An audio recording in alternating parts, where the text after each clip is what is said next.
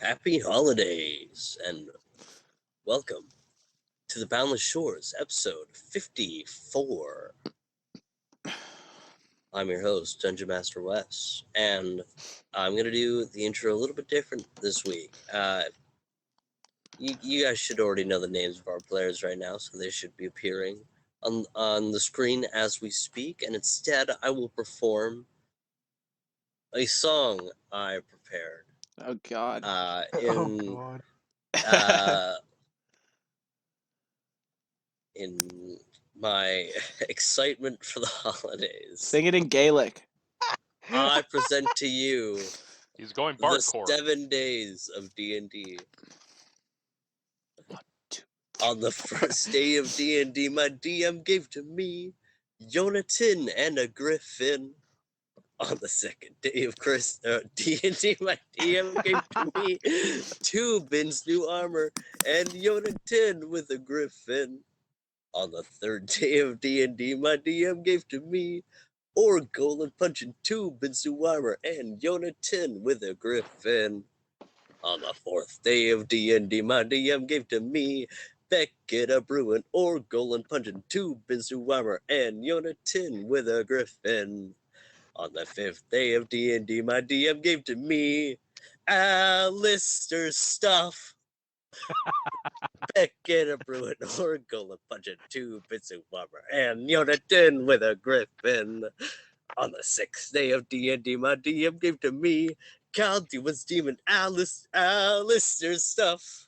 Beckett a brewing Golem punching 2 bits of armor and Jonathan with a griffin.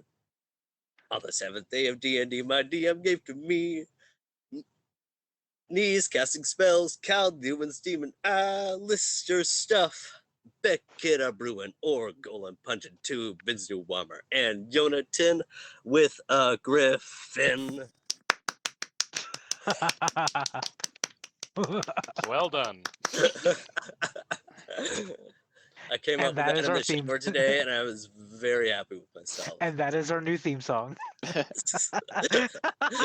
Please, God, no.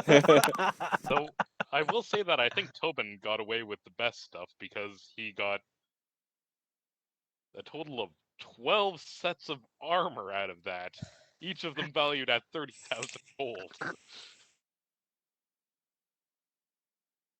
Damn. Yeah, I also enjoyed the play on words Tubin, and then Alistair's stuff was pretty good. New pronunciation unlocked. Mr. Tubin. That's what happens Let to the the chat NPC argue that calls over me it. that. Let the chat argue over the correct pronunciation Yeah. now. It's up to them.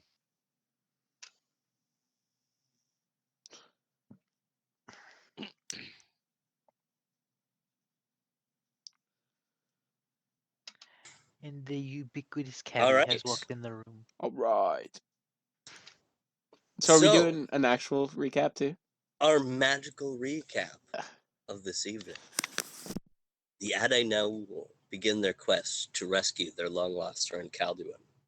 They delve into the unknown as they sail into the hurricane within the center of the boundless seas known as the Eye of Volnar. Sailing through rapid winds and intrepid waters, they battle a horrifying kraken that ends in a heartbreaking shipwreck. When all hope seems lost, Tobin awakes back at home at his family's forge to the familiar face of his grandfather, learning of the tragic involvement his family played during the Second Arcane Purge, and training his family's innate ability to imbue his weapon with magic. On the other side of the coin, we find Calduin locked in prison, eternally locked in a cycle of torture. He meets a familiar face, an Ashrati like him, covered head to toe in scars.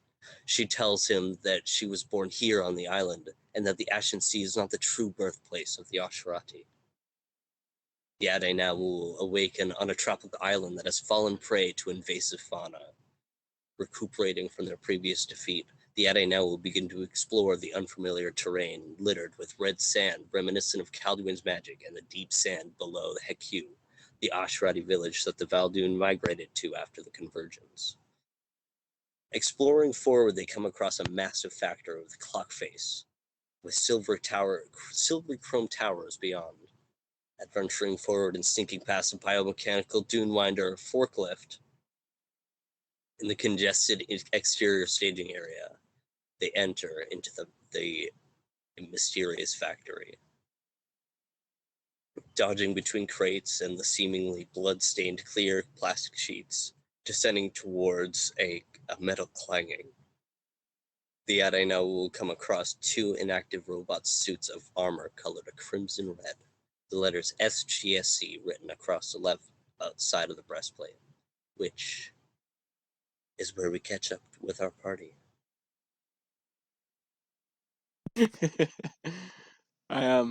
I did some nice miming to that. Please watch it when the episode's released. I assume you were reading your thing, so you probably didn't see it. Absolutely, yeah. But I think you'll like it. Alistair helped me out a little bit with some parts.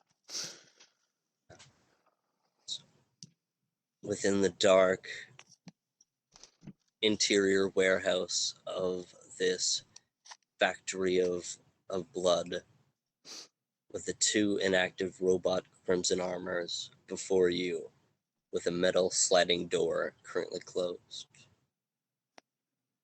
It's the six of you now calming your hearts for a moment, seeing that the danger is not as present as you might think. So, if we want to be stealthy, we can continue on foot and come back to these later. Or if we want to go ahead and make the fact that we woke up on this island everyone else's problem, we can try to figure out how to operate these things. Well, they do seem currently inactive, but somebody obviously must have crafted them, and since we're not even really sure what's going on this island, maybe we could carefully investigate them and see if maybe there's some sort of like a Smithy's stamp for who to give us a clue as to who created these things.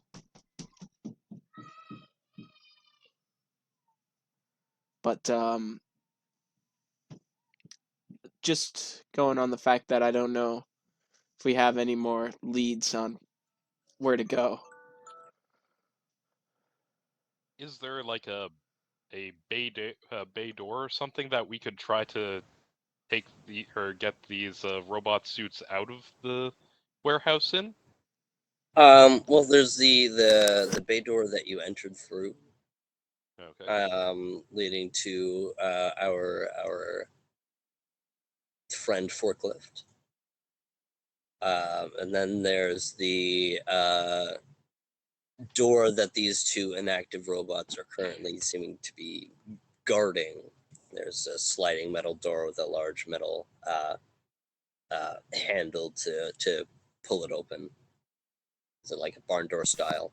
Oh, okay, so we're not in front of a door. We're just like looking at them standing in front of a door that they seem to be guarding.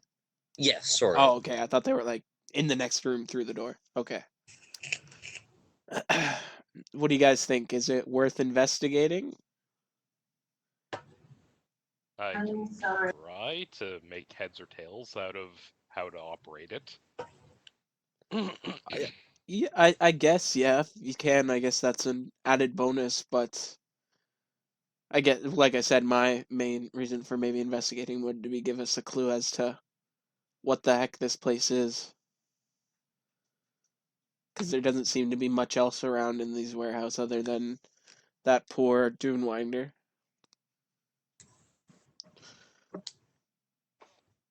Orgol and Yonatan, what do you guys think?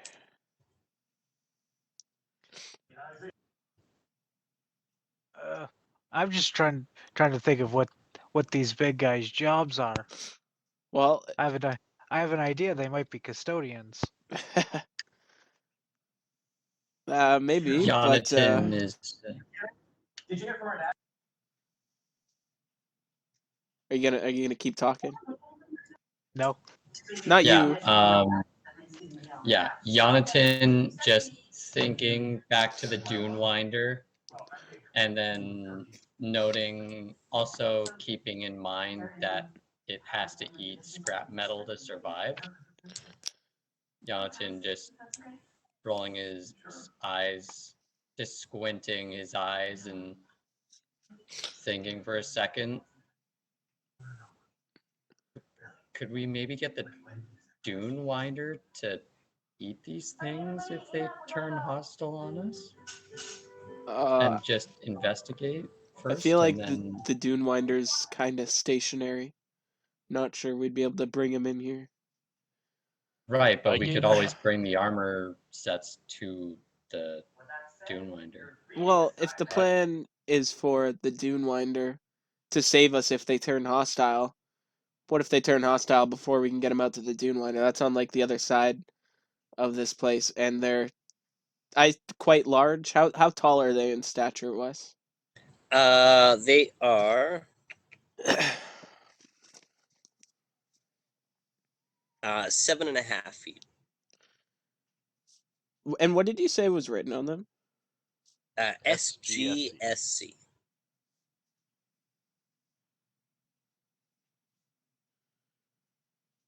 And to be fair, the last instructions that I left with the Dune Winder was to do what it took to survive. Yeah. So if that means that it feels as though it's threatened, it may very well just decide to run away from this place. That's true. So that's up to its own imperative. Well, so are these statues? I can't remember what you said last session. Are they notably similar to the tech we saw in the caves under Callum Dune? I would probably require a knowledge Chris Filmian. Architecture engineering? Yeah, that's the one. Arcana, if it's got architecture engineering. That's the one. Well, I don't have that, and Chris, who may have it, wasn't there, so. Oh, good. Just roll me a. Roll me knowledge arcana. Okay, yeah. Roll me a knowledge sounds good. arcana. I feel like that might be your closest because a lot of the technology is arcana driven in this world. Hold on. Arcana, knowledge arcana.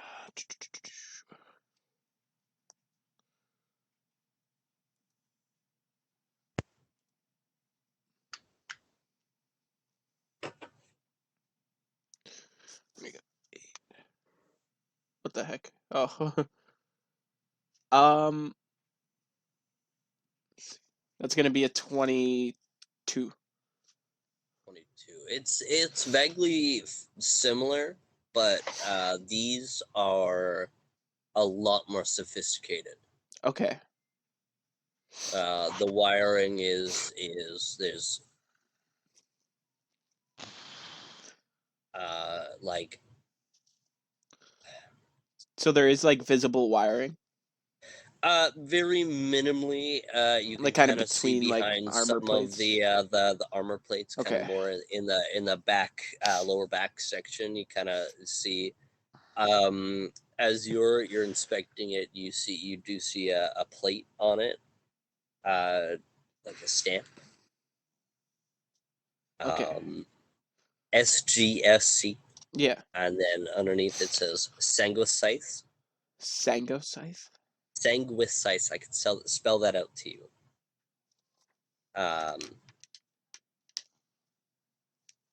Ready? Yeah. Mm-hmm.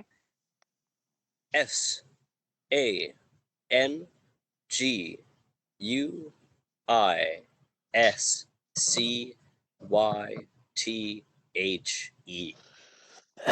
It's like sanguine and scythe, kind of. Okay, so it's not like an actual word that I just don't know, like the language of. No. Okay. This is Westerneering. Well, I'm not really sure how to And then, further. oh, sorry, one more underneath. Okay. One more block of text says Ichor Inc. ICHOR Inc. like incorporated? Ichor Inc. Huh. Like Ichor, as in like blood. Yeah. Yeah, is it Ichor? I've always thought I've it was always Ichor. pronounced it Ichor. Yeah, It's Ichor, whatever. do it as Ichor as well. I don't know. So Ichor sounds actually kind of cooler, but I've always pronounced it as Ichor, so yeah, I might just default back to that. Ichor. But I've yes, heard it as both in ways, as in honestly. Godblood, yes. Yeah. And that's like a known fact that like it refers to Godblood, right? Like well, I assume that, but that's me as James, not On me as your Tobin. knowledge arcana, reading your book, I would say probably, yeah. You've read a little bit of divine magic, Okay. and a bit of it involves maybe some blood of the gods, maybe imbuing some power. So absolutely, yeah, you might know that Ichor does stand for Godblood. Right.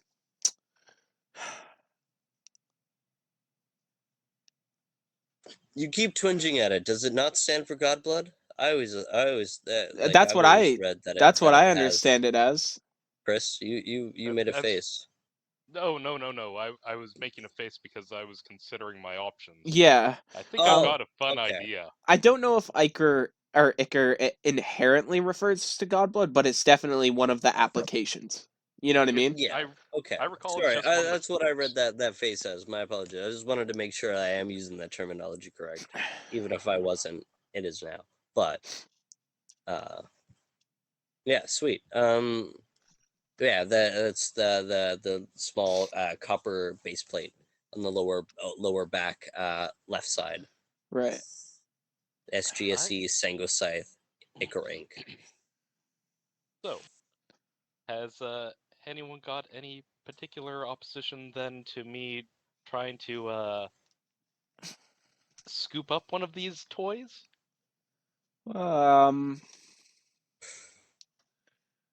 I guess not, but you're responsible for taking it down should it try and kill us.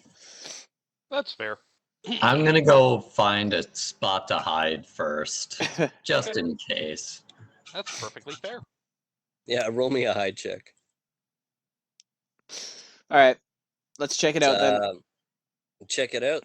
How does Alistair? Could you just initially could you just roll me a architecture engineering roll for me?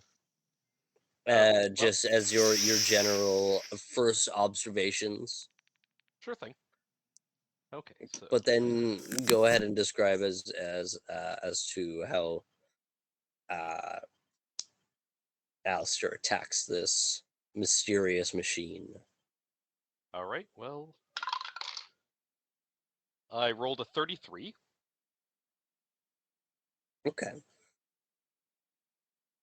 And pulling out one of my dead wands, I begin to infuse it with spell storing object, understand object.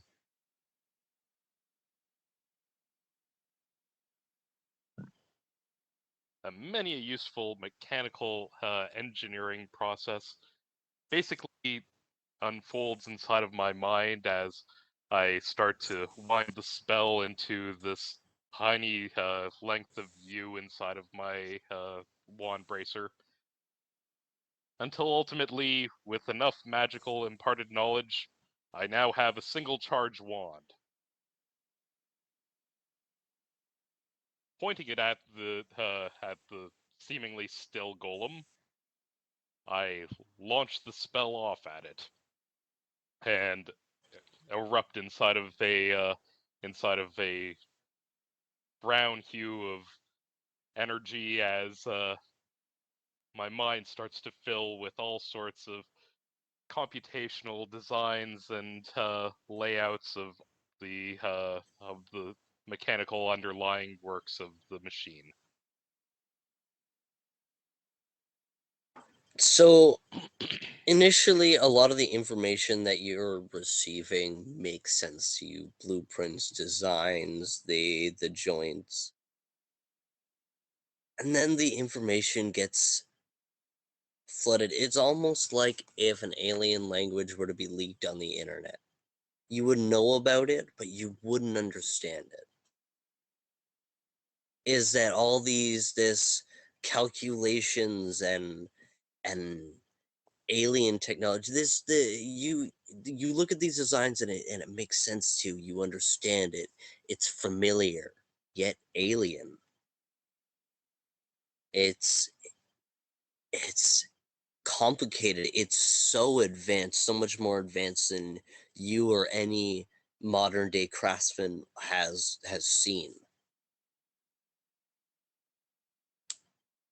There's wires, materials that you don't even know, components and switches that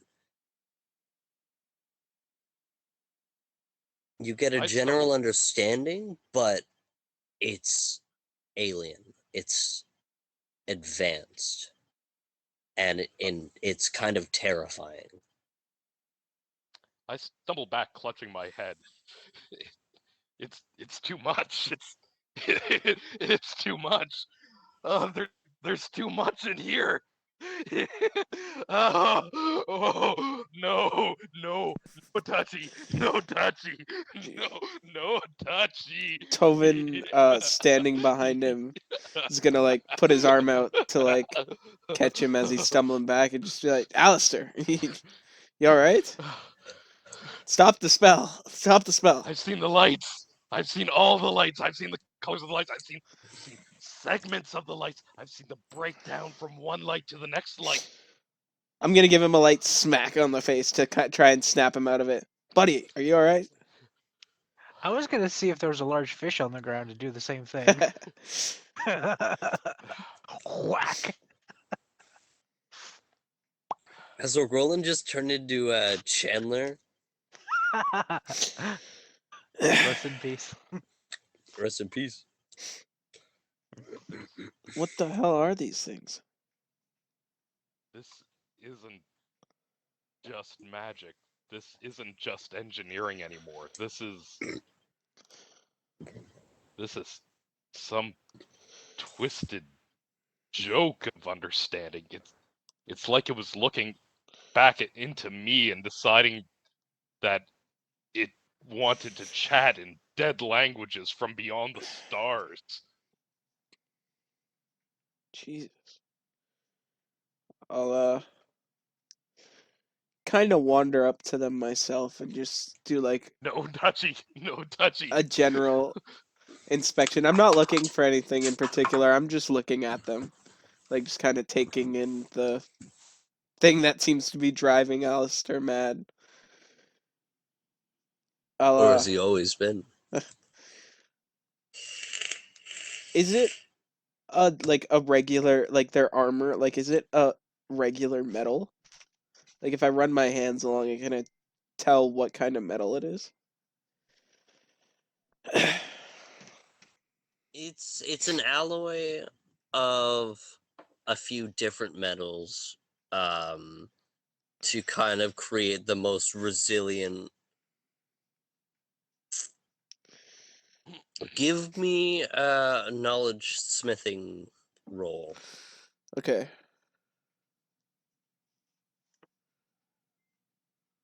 That wasn't very good. It's like 11. Alter fortune. Don't waste your alter fortune. I don't Okay. I don't see a way that alter fortune could apply in this scenario of him just inspecting it. Yeah, don't waste it. This is him reaching into his memory banks rather than performing a skill per se. Okay. It's not with even an 11. an alloy. Yeah, it's I an alloy recognize. that creates the strongest results, but it's not something you've seen mixed. It looks like it could be some sort of steel, but there's definitely there's definitely some other metals mixed in to form an alloy this robust. I'm not entirely sure. It's made of. So they're standing in front of this large door, right? Not in front, just like kind of guarding to the side of the sliding door. Right. Is it just a big solid door? Is there like windows? It's just a solid door with a large handle. Should we try and see what it is they appear to be guarding? Well, I guess rather I should ask, after that display of whatever that was, do you think we can take them if if they're like somehow sleeping and guarding the store? I think they're alive. Right, but I'm saying I if don't we know if- disturbed them, would we be able to beat them? I say we just get the fuck out of here as fast as we can. Go where? Wake up. Go straight. Did we see anything else in the direction of the factory? In the direction of the factory, Like, beyond further- the factory, you saw silvery chrome towers, like skyscrapers. Oh, okay, in those the aren't like background. part of it. Okay. No, they're not a part of it. They're far beyond. But you gotta wonder what's behind these doors, don't you, Alistair? I do. But this is truly an anathema. You've seen what happened inside of the last room with the Dune Crawler. They're taking life and mixing technology with it in ways that was never meant to be. Alistair. And I'm one to talk. Alistair, you hear an eerie but familiar voice. You've heard it only once before in a blink of a moment you probably weren't meant to be a part of. You hear the voice of the humanoid smoke creature Ego, whom you met through Beckett's dream. You hear his voice it's not like you hear his voice. It's not like he's speaking to you. You hear his thoughts kind of dance along the back of your neck, kind of giving you goosebumps. Curiosity killed the cat. I'm not concerned about cats right now. I'm concerned about whatever else is inside here, not just the cats. But a dead cat won't calm that itch, won't it? You need it. Open the doors.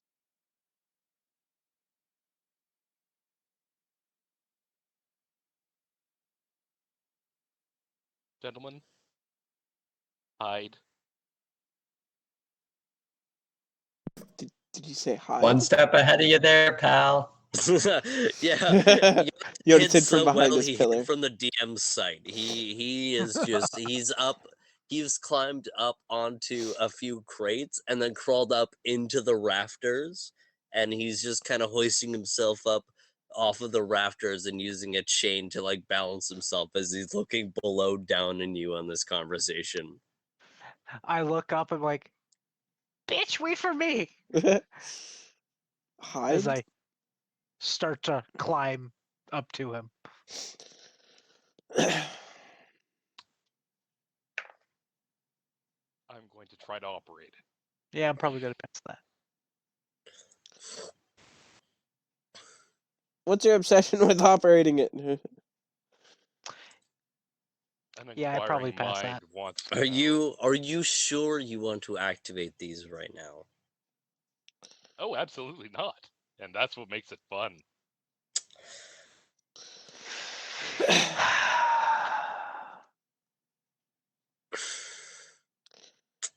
I just want to know Could you... Sorry to interrupt you. Could you just hold that thought for one moment? Alistair, you hear this voice. He's coaxing you to the doors, not entirely to the robots.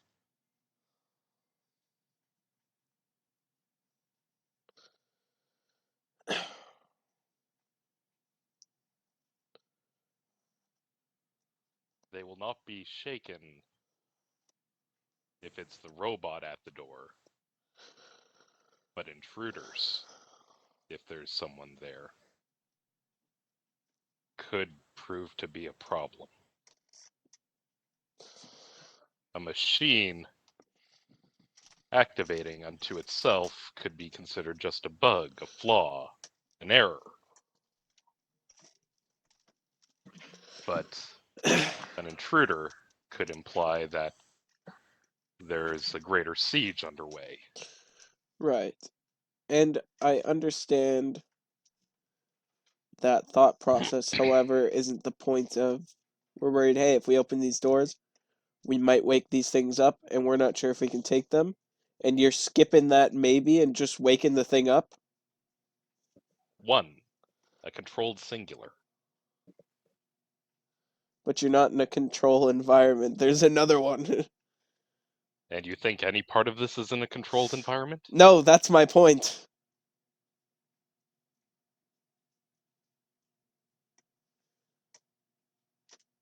I don't know how we should proceed here, but I don't think intentionally awakening one is a good idea. Like, it does seem as though there's a fitting for it, like a cockpit, correct? No, sorry. I meant to mention that.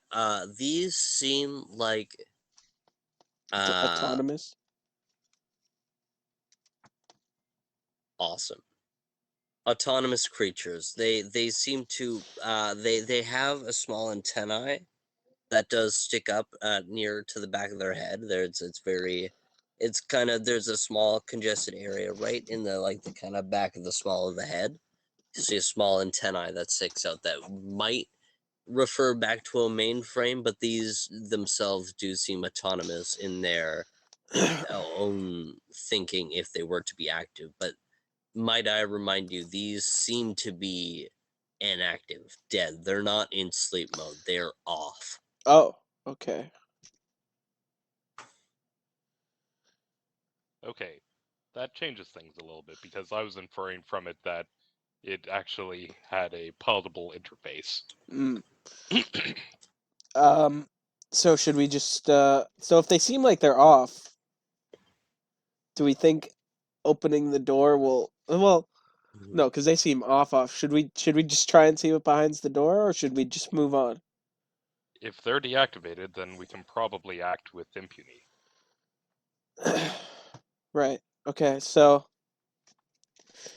I guess we should see if there is something worth protecting?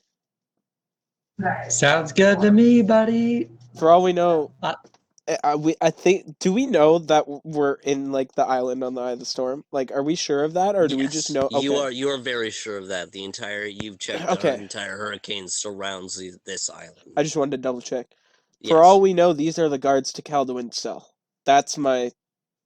I doubt it, but I would not be able to live with myself if we didn't make doubly sure.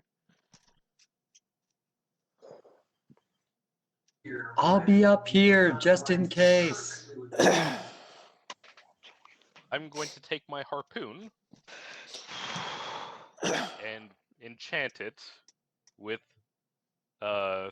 adamantine, or with the metalline property to change it to whatever type of metal that I like. And I'm going to choose to turn it into an adamantine harpoon.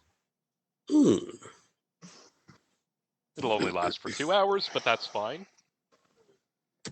Well, if that won't pierce them, I don't know what will. It is now the world's largest can opener. Well, does the door have a latch on it? Yes, it does. It does have a latch. Are you just trying to avoid like maybe a release mechanism, or did you just not think there was a latch?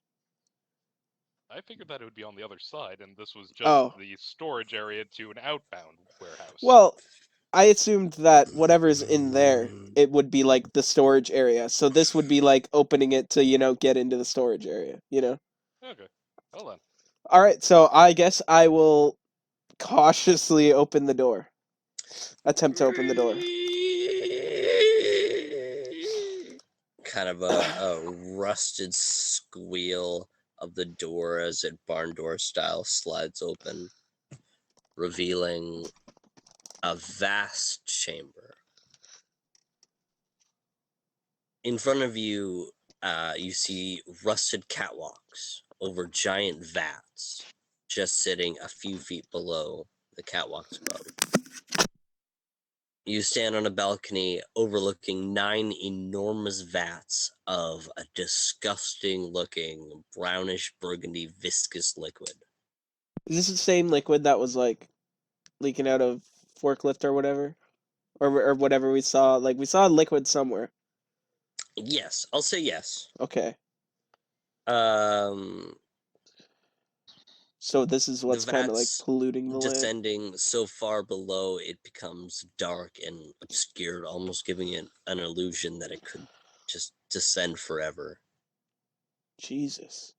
Above, you see a congested mess of piping, thick as trees. You see steam rising from the seams conjoining the pipes, as the same brownish burgundy liquid drips onto the catwalk and sizzles, slowly deteriorating the rusting catwalk. So it seems as though this is some sort of pipeline to I guess move this, like, or did we see like pipes coming out of the factory? Like, does it seem like this could be pumping it elsewhere? Maybe seen some going towards some of the silos out the front. Okay. So these seem like pipes similar to the ones going to the silos, although I don't know what reason. I don't know what this is, but it seems like it's some sort of volatile fluid that's being pumped throughout the island. I didn't want to touch it when it was a cold pool outside. I don't want to touch it all the more so when it's boiling hot. Or breathe it, for that matter, with all the steam coming off of it. Yeah, and I don't think this catwalk is safe. It seems as though it's being rusted and deteriorated by these leaks. So I say we move on. As the four of you are discussing, you see Beckett kind of inch forward onto the rusted catwalk. You hear kind of as it kind of creaks and croons a little bit.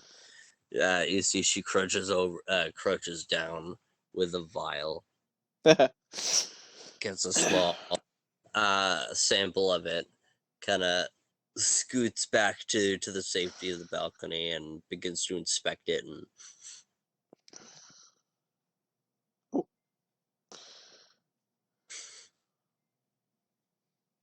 What? Oh no. What? What?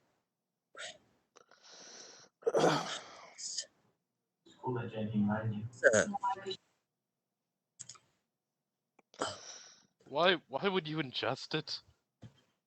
Yeah, it didn't seem very smart, Beckett. It's a combination of oil, gunpowder, and metal, iron. What is it? Rest. Do you have? It's blood. What? It's metal. It's oil, gunpowder, and blood. Jesus. And you could tell that Corks from it, the. puts it in her bag. She kind of like sits in a kind of dumbstruck expression on her face. Let's get the fuck out of this place. Like it's just a room with all the vats and stuff, right? Like it's not doesn't seem to be anything like past. Are you talking, James? I think you might be muted. I'm not. Can you not hear me? No. No, he's not muted. He's not muted. We can all hear him. Huh. Or is everyone muted? Nope. No. Nope. You're the problem. It's me. Yeah. It's Something's wrong with me. All right, yeah. bye. Bye.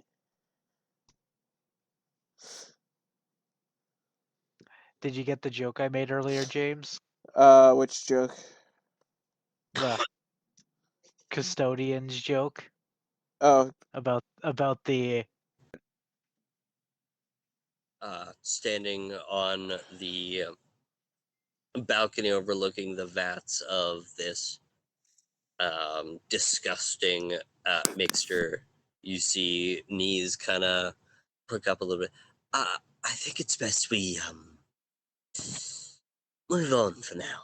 That's I share that sentiment. Let's continue. That armor of yours is gonna break the catwalk, right? Are we? Do we have to I take the don't believe- catwalk? That's the only pass there, yeah. There, There's where? one straight catwalk leading across the central 3 vats towards the next door across the chamber. Oh, there's another door? No, my armor's lighter than my last armor, but... Excellent. If you want to go like first... to go first. Yeah, please do, small guy. I'll go first. See you on the other side. He shoots you a wink, and he's just going to shift invisible. As you see a small... of the catwalk as Knees vanishes without a trace. Well then, I suppose single file, please, one at a time. Let's not destroy this catwalk. I'll slowly try and creep across the catwalk. How long is the catwalk?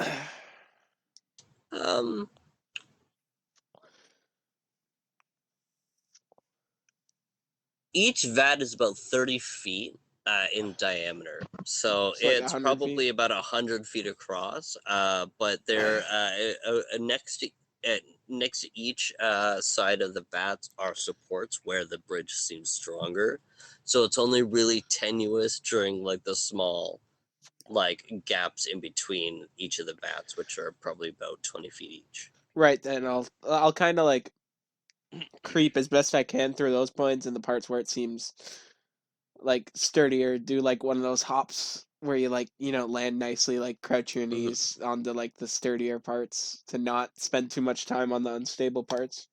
Yeah, it's tenuous, but it doesn't require a skill check as you all carefully shuffle your ways across the harrowing catwalks. All right, what's through door number 3? Nate raises his finger. Yeah, can I just can I wild shape into a raven and just I don't know, can you? Over to where You tell me, man. Yeah, Can your character wild shape into a raven? Hell yeah, then describe you wild shape into a raven to get yourself across. So as Jonathan is just Jonathan now down onto the factory floor, is just like I don't need to fucking go across that fucking acidically rusted catwalk. I have better ways of transportation than you landlubbers.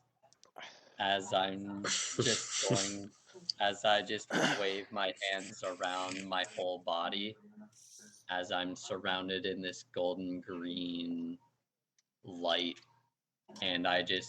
Do you want to incorporate your fire into your magic as maybe your skin kind of flakes as the fire burns down, revealing black feathers beneath?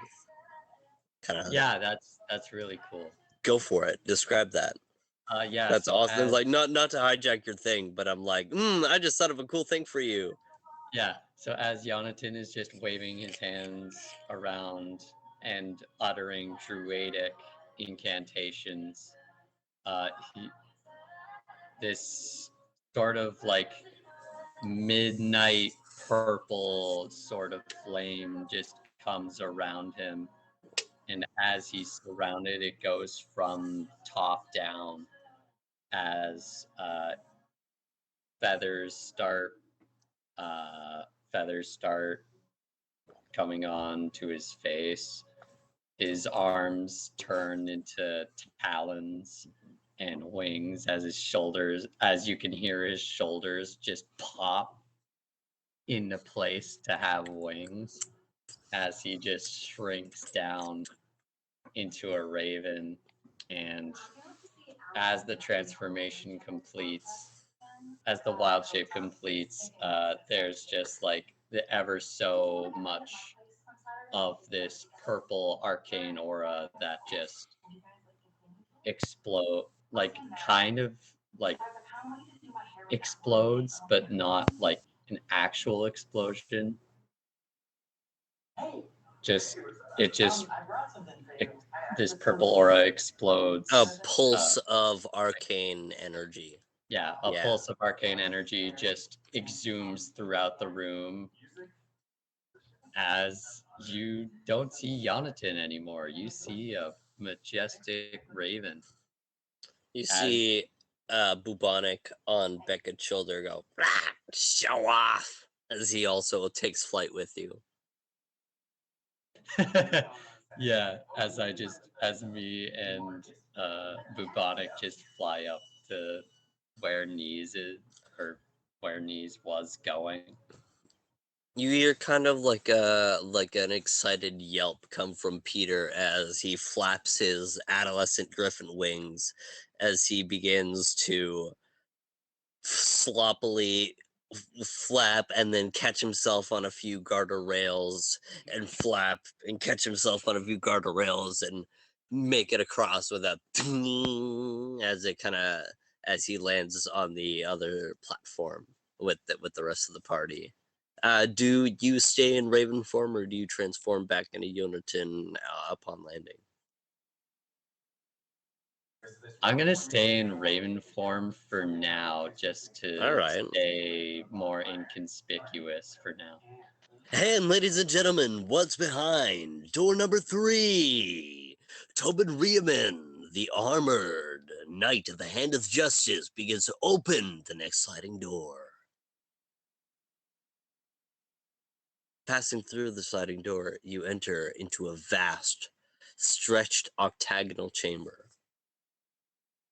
I want to clear this in now. Imagine like being within the chamber of a revolver. So instead of being like the walls are octagonal, the walls are like rectangles. Is like there's an octagon all around you.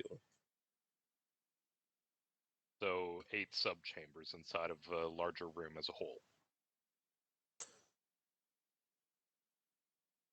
Along with the common room in the center. No, like like imagine like a revolver, like a gun. Imagine the barrel being like an octagon. You're now entering the barrel. Oh.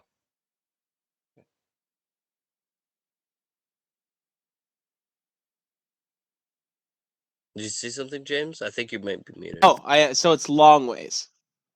Yeah. I so need to okay. take a quick break. You need to take a quick minute? Quick minute. Okay. All right. As within this octagonal room, surrounding the pipe-like room, is an abomination of machine-making machines. Large crane arms and conveyor belts carrying and creating more robots like the ones you saw guarding the door. The catwalk is now made of a thick metal instead of the brittle grate catwalks at the previous room. In the center of the walkway is a circular console area with strange interfaces currently shut down. So are the machines even like functioning, or are they just like... No, not currently. Different... Rows of sangocytes hang overhead the walkway. The catwalk immediately in front of you is caved in with a 60-foot gap. Jeez. Looking into the lower section, you see a 50-foot drop into a mess of conveyor shredders and furnaces. Huh. As you survey the area around you and your path forward for those who can't cross a 60-foot gap easily, You see chains dangle near enough to the platform you currently stand on that you might be able to swing to the conveyors on the sides of the assembly area. All right. Well, we have to cross. As I'm just gonna fly across. Well, this isn't our first time using some sort of rope to swing across a chasm. What do you say we try not to fall in any pits? That one goes out to you, Calduin. We're coming for you, buddy. As Tobin was gonna grab one of the chain or get a bit of a kind of like shake himself off, feeling a little confident in his lighter armor, and run at one of the chains. Or actually, first I'm gonna test the chain, make sure it's not gonna like put some actual weight on it, make sure it seems sturdy. Yeah. You tug on the chain as a disembodied voice of knees kind of pipes up. Alistair, you don't have a way to get out all of us across a 6-foot gap in your pocket of gadgetry, do you? Well, I called that my living quarters, and that's currently on the boat. Yeah. So I can temporarily instill large enough weapons to be flyable. To instill them with the power of flight, but I mean, that might be beneficial instead of having to cross under these grotesque conveyors. Well, I tie rope around the loop of my harpoon, and I give it the property of flight. So, I suggest that we use this to go ahead, fly across the way, and then I'll just hold on to the rope here, pull it back when when the first person's done. All right. So do I just? It already had 30 feet of rope. I'm just adding on an extra 50. Right. Am I just Do I just grab onto it? Yep, ride it like it's a broom. Okay. I'll climb the broom poon. The fly poon. An unremarkable rate of 30 feet around. How do I make it go? Just give it or lean inside the direction you want to go, and it'll take care of the rest. I lean forward slightly. Can you give me a ride check for me? Absolutely not. I refuse. Okay, one sec. I think I'm proficient in ride as a fighter. Yeah.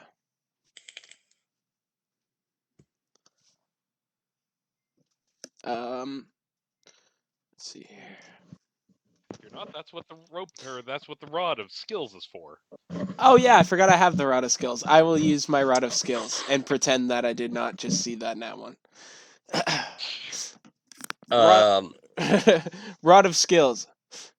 Well, so that makes it like a 21, I guess, or plus 8, so like 29. Onto the harpoon and asking how to make it go. You kind of lean forward with the harpoon a little bit as you feel a little tack stick into the back in between the slots of armor as you're like, ooh, readjust a little bit, and then you go, ah, and kind of grasp the rod in your hand, kind of secretly to let you to make everyone else think that you just like got the hang of this thing the first go and didn't just make a buffoon of yourself to smoothly glide yourself across. Alistair, pulling the harpoon back as the rest of the party makes their way across this gap in this shutdown assembly line. Okay. I would like to vote that we do not fuck with these controls, as I see many of those robots, and those ones seem to be powered off, and if we turn this on, we may power them on, and they're very scary. So let's just go. If that's all right with everybody. I have to half wonder, what if we were to turn one of the sanguicides over into adamantine and drop it into the shredder? I have to. We don't have to do it right now. Okay. But it's something useful to think about. Right. We'll think about that in case that. we have a need to destroy these shredders later. Shall we just continue and not mess with this for now, though? Sure. All right. So is there like another? Is there a door number 4? There's another sliding door. What's behind door number 4, baby? I'm feeling lucky. This one mysteriously not having a handle. I'm feeling less lucky. So you step forward to it, feeling lucky. You look to grab the handle, and it's not there. And you go, stop and think for a moment. And in that moment, the door glides open. Guys, I didn't touch that. Have your wits about you. I'm gonna continue. Did it read your mind? That must be it. I'm gonna draw my sword.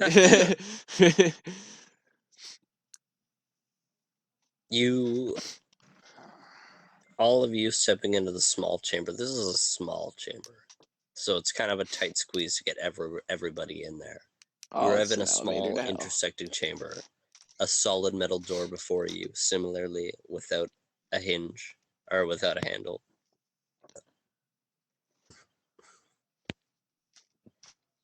Seven candles are placed in a semicircle on the floor. A purple candle with white flame.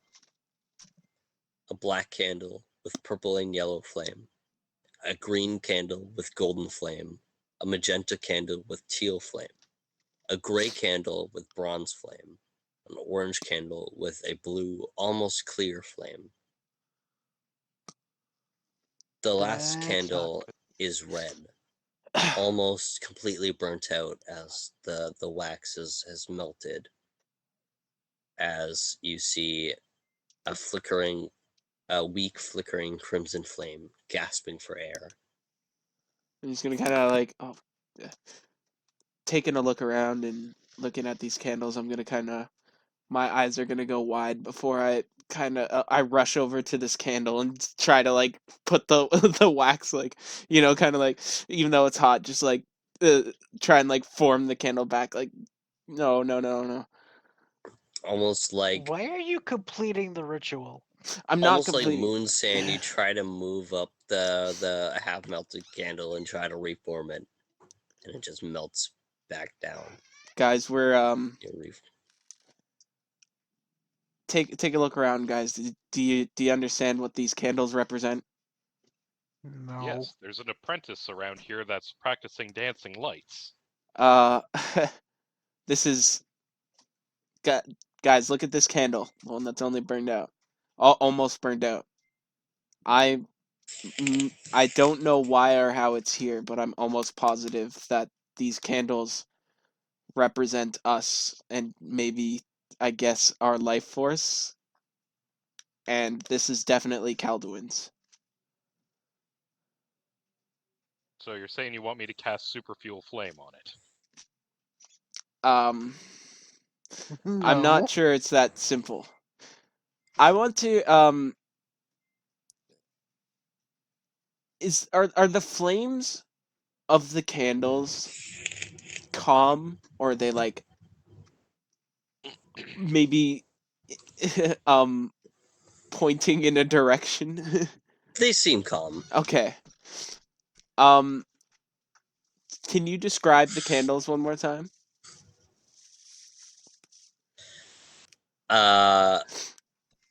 Purple candle, white flame. Okay. Black candle, purple and yellow flame. Purple and yellow. Okay. Green candle, golden flame. Okay. Magenta candle, teal flame. I'm gonna... The green one, I'm gonna give to Yonatan. I'm sure this one's his, okay? I'm going to come out of wild shape for the purposes of this. Oh, right. I don't know if we're supposed to take these, but I think this one's yours. Thank you very much. The black, purple, and yellow one, I'm going to... Or Golan, do you think this one's yours? I think that one's Beckett's. That one's Beckett's? Black, Yeah, purple, I and think yellow? Yeah, black, purple, and yellow makes more sense for Beckett. Which one do you think's yours? The orange? No, I think the orange one would be Knees being servant of, like... Or I guess, like, being... Like, we've seen his scales before, right? Like... Another disembodied voice comes out of nowhere. That would make sense, also judging by the flame, that it's almost clear. Judging by my infiltration expertise. Yeah, so... You gotta stop doing that, Knees. I'll grab the candle and, like, hold it towards where I heard the voice. They seem to be melted into the floor. Oh, like they're not okay. on candle holders. They're actually melted into the floor themselves. Right, but so we'll say instead I'm explaining that I think these are yours and why. Yeah. So I feel like this one's his Knees. That's Yonatan's. That's definitely Calduin. Okay, go through them again. I'm narrowing them down. So I'll do the ones you haven't done. Okay. Purple with white flame. You Purple. haven't done. Okay. Black with purple and yellow. You said was Beckett's. That's what Orgolan's saying. Yeah. Yeah. Magenta with teal. Magenta with teal. Gray with bronze. I think that's Alistair's. Don't know why, but what do you think, Alistair? Do any of these? I get a candle out of this? Okay. I'm not sure we get to keep them, but I just feel like they represent us. Do you think one of them stands out to you? I'm just riding along with this. Sure, I'll play along. Why not? I'll grab which one did you say? The I don't think we can actually grab them. They're kind of like bronze. They're all burnt in the floor. You can't physically grab them. They're just burnt into the floor in a semicircle. I quickly raise my hand over top of my flame. I'm still missing one candle. So the last two is purple with white and magenta and teal. Magenta and teal. So I'll get both of you to roll me Knowledge Arcana for me. Who's left? Oh, me and Orgolan? Me and Orgolan. Okay. Go ahead and roll me Knowledge Arcana. Or in Orgolan's case, roll me Knowledge History. I have Knowledge Arcana. Whatever is better DC for you.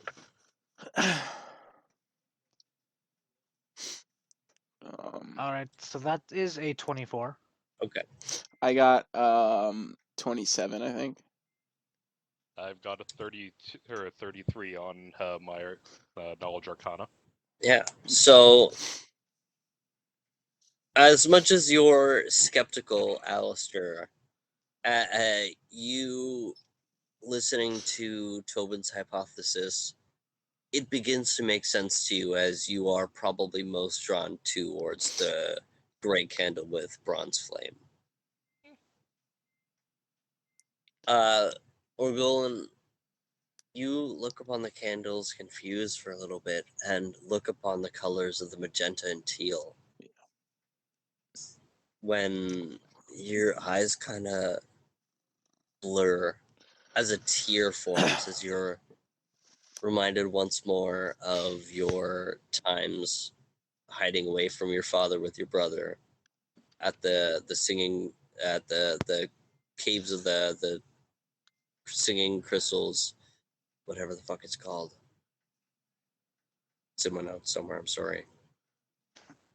With their magenta and teal and purple colorings. As Tobin, you see Orgolan kind of fixated on the one candle. The information begins to click in your mind. The purple candle representing your heritage, your mother, and the white flame representing your devotion and your loyalty and vow to Tyrael. Now, I'm not sure why or how or what this is supposed to mean, but as you guys gaze upon them a little more, do you kind of see what I'm saying? Yeah. Now I get it. I could be enamored by this a bit. But yeah, this one on the end here. So are there like is there just one door on the other side, or is there like multiple Just the doors? one door on the other side that, as you contemplate the candles and look up towards the door, you see it gracefully slide open.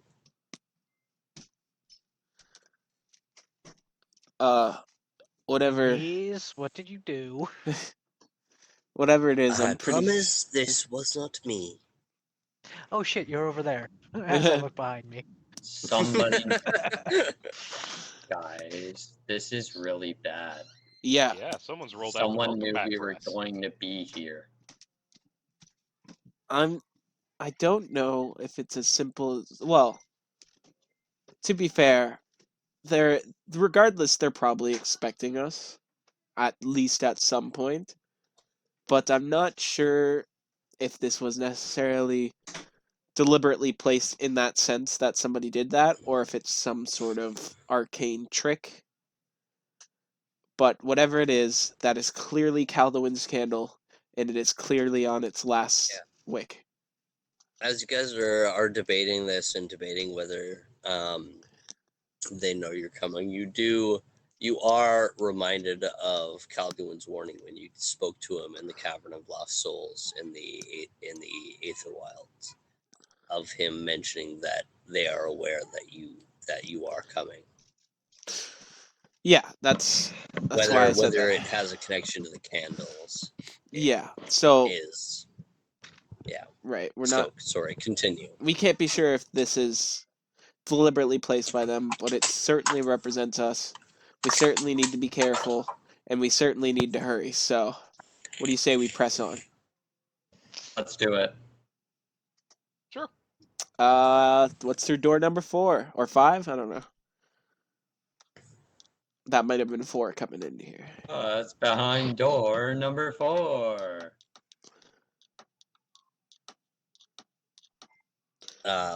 As you look through the next door that has glided open, inside this room is an interconnecting chamber. You see a door to the left leading towards a stairwell leading to other levels of the factory. Straight forward, you see another sliding door that you would assume leads to more assembly areas. Okay. The hallway to the left extends further down, but has a hallway on the right side of the hallway. Jesus. Or it has a elevator on the right side of the hallway. What where is Calduin's candle in terms of the semicircle?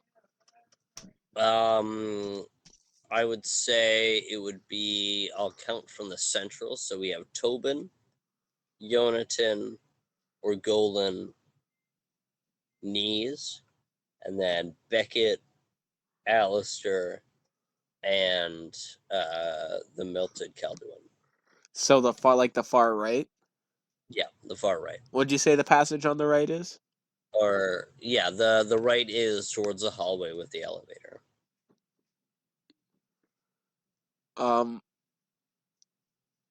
I don't necessarily know if this actually has any correlation, but there's a couple different paths we can take. And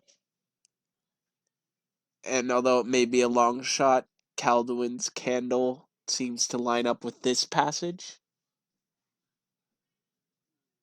The one with the hallway to the elevator? Yep.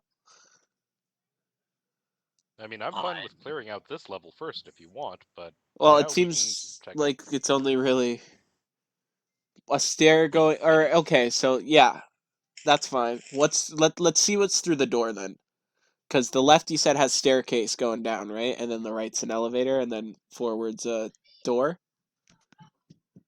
So as you step within the breaches of the door, the dull, quiet whir of the factory is suddenly filled with metallic stomping. You see 8 Sangoscythe enter from the stairway, and 4 enter from the hallway with the elevator. All right, door ahead it is. I'm gonna You try and open the see, door. Oh, is there more? you weren't even able to make it into this room before they all filled the chamber. Oh, As you see 6 Sangoscythe blocking the doors by the stairs and the next sliding door, and then the 4 guarding the elevator. You see 2 Sangoscythe step forward towards you, stopping about 5 feet away from you. One more forward than the other, so one's closer 5 feet, and the other one's back 10 feet. right. So there's no clear path here. No clear path, as you feel unconfident that this room is big enough to sufficiently battle these Sangoscythes, especially what little you know about them. Yeah, no, Amazing we're we just didn't hear them from unconfident in the- battling them. Mhm. What'd you say, Amazing Chris? that we didn't hear them coming through the stairwell. Perhaps. Stompity stomp. I guess they might have already been there. Mm. Because we heard a few steps before they were like there, but what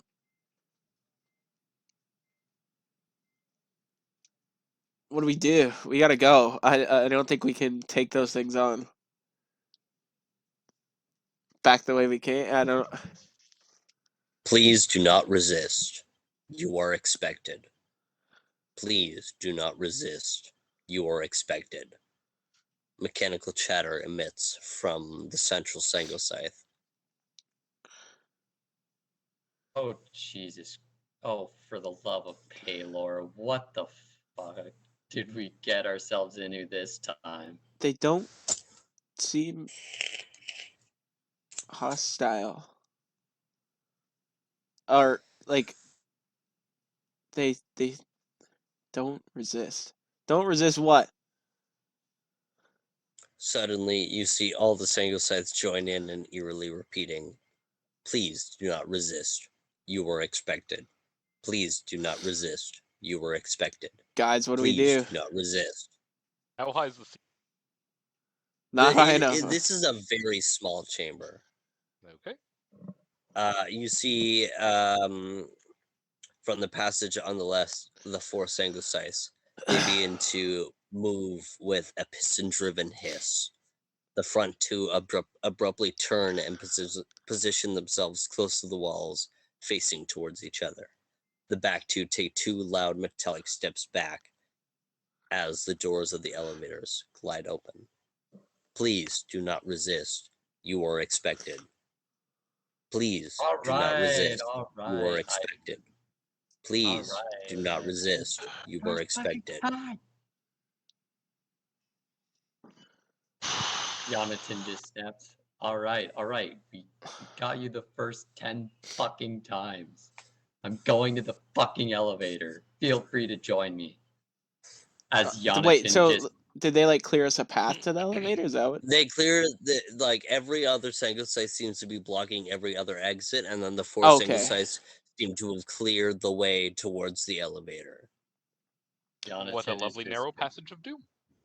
Well, it doesn't seem like we did the door behind us close. Like, are we? It did close behind you. During the racket of the Sangoscythes chanting, it closed behind you. I don't see any other options. Shall we? I guess let's make our way. Jonathan is just out in front, just angrily stomping, like having a little tantrum, just stomping over to the elevator. I'll put my sword away for now and clutch my bag tightly. Or I guess it's more of like a butt pack, so I guess I'll just whatever. I'll continue to the elevator. And all the while, I'm admiring these things as they come up. Just the fact that, oh, so this is what they look like active. They're far less intimidating than I was expecting. Huh. That's probably the please. Just carrying on, observing each of them as I pass by.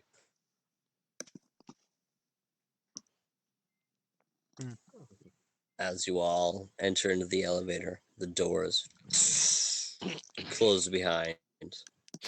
As the elevator begins to ascend. Where are we going to take a break? Ascend or descend? Are we going up or down? Ascend. Okay. Ascend. You guys are going up. Where are we going to take a break? Oh, okay. Oh. As the elevator glides, this is not like the elevators of New Orleans City. You remember the static jitter and shake of the elevators of New Orleans City. This is a seamless glide as it scales floors in seconds as the Edina will ascend towards the top of the factory of Icar. So, were there certain parts when we were outside that just looked like really tall, or is the whole factory like tall? The whole factory is very Okay. tall. This is a very big factory. Okay, I just wasn't sure if it was like certain segments or if it was like the whole thing. There was the one segment with the clock tower that was a lot higher than the rest, which you do seemingly you do have the sinking suspicion that you're ascending high enough that you could reach there. Okay.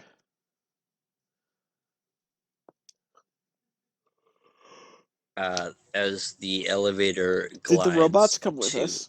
Any of them? No. Okay. No, it's just you guys. Would you guys like to discuss anything in the elevator as it ascends the floors, or are we all sitting in silent anticipation to see what awaits ahead? I think that I'm not really sure what to discuss, especially if it's going relatively fast, like you say. So, what do you think we're gonna be becoming applicable? What do you think we're gonna be liable to find up there? Well, possibly a demigod of deceit. Is that what it is? Is that the title? I think so. Yeah. Maybe a god of blood. Maybe a Calduin. That'd be cool. Maybe some more robots. Seeing a Calduin would be good. It would be great. Don't get me wrong, but it'd also be fucking terrifying, probably. I have a feeling it might be Alistair or Amaranth being a dick. I mean, this is a lovely location. Don't get me wrong, and I wish I could take credit for it. At the same time, there's certain philosophies that I am generally opposed to, and enslavement tends to be one of them. At least long-term enslavement. Yeah, I'm like nodding along when he says enslavement, and then the long-term part, I'm like, kind of give him a little look, but then just whatever. There are certain binding techniques for creating magical items that sometimes you need to bind an elemental, and their concept of time is somewhat different to ours because they've been around since the very primordial universe, and they will still survive after the sword's been shattered and they've been released again. Right. Maybe off topic here. We're possibly ascending to our doom. So look alive, boys. If they wanted to turn us into one of those things, they could have just shoved us off into the gearworks. Oh, the elevator. Talk or brag. They could have Freddy'd us. The elevator glides to a slowing stop. The doors slide open. You see 4 more Sangoscythe, both lining the 2 sides of the narrow hallway that this elevator reveals. Thick piping line the entire hallway with steam rising, giving the entire hallway a claustrophobic feel. You see on the left-hand side, you see the two single size facing towards you, or towards like where the opening of the elevator is. Uh-huh. And on the other side of the hallway, the two on the right side, they face away. Presumably they'll march us to where we need to go next. Yeah, are they just standing there, or they like seem like they want to lead us somewhere? What's up? They're active. You see the dull, glowing red eyes active as you hear like the Right. whirring of gears. Yeah. As they seem to probably would lead you somewhere. All right. I'm Yeah. going to You guys step ready? out Yeah. of the elevator and get on my way. Not really much else to do. Better humor them for now. They march you down. There's a narrow piped hallway. At the end of the hallway, you see a set of double doors. You see the front two single size come to a stop with a as they position themselves against the walls, almost guiding you towards opening the double doors. Sorry, did you say they opened it or telling like gesturing like they want us to open it?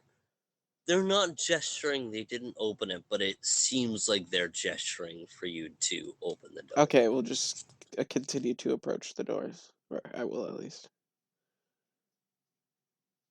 Yeah, are you leading the group, Tobin? Sure. You approach the closed double doors. Do you open them? I'll kind of shoot everybody a look and just gauge. Do we have another choice? I don't see any other options unless we want to get murdered by a bunch of giant death robots. I'll take a look at one of the robots and then push open the double doors. What's behind door number like 6 or something?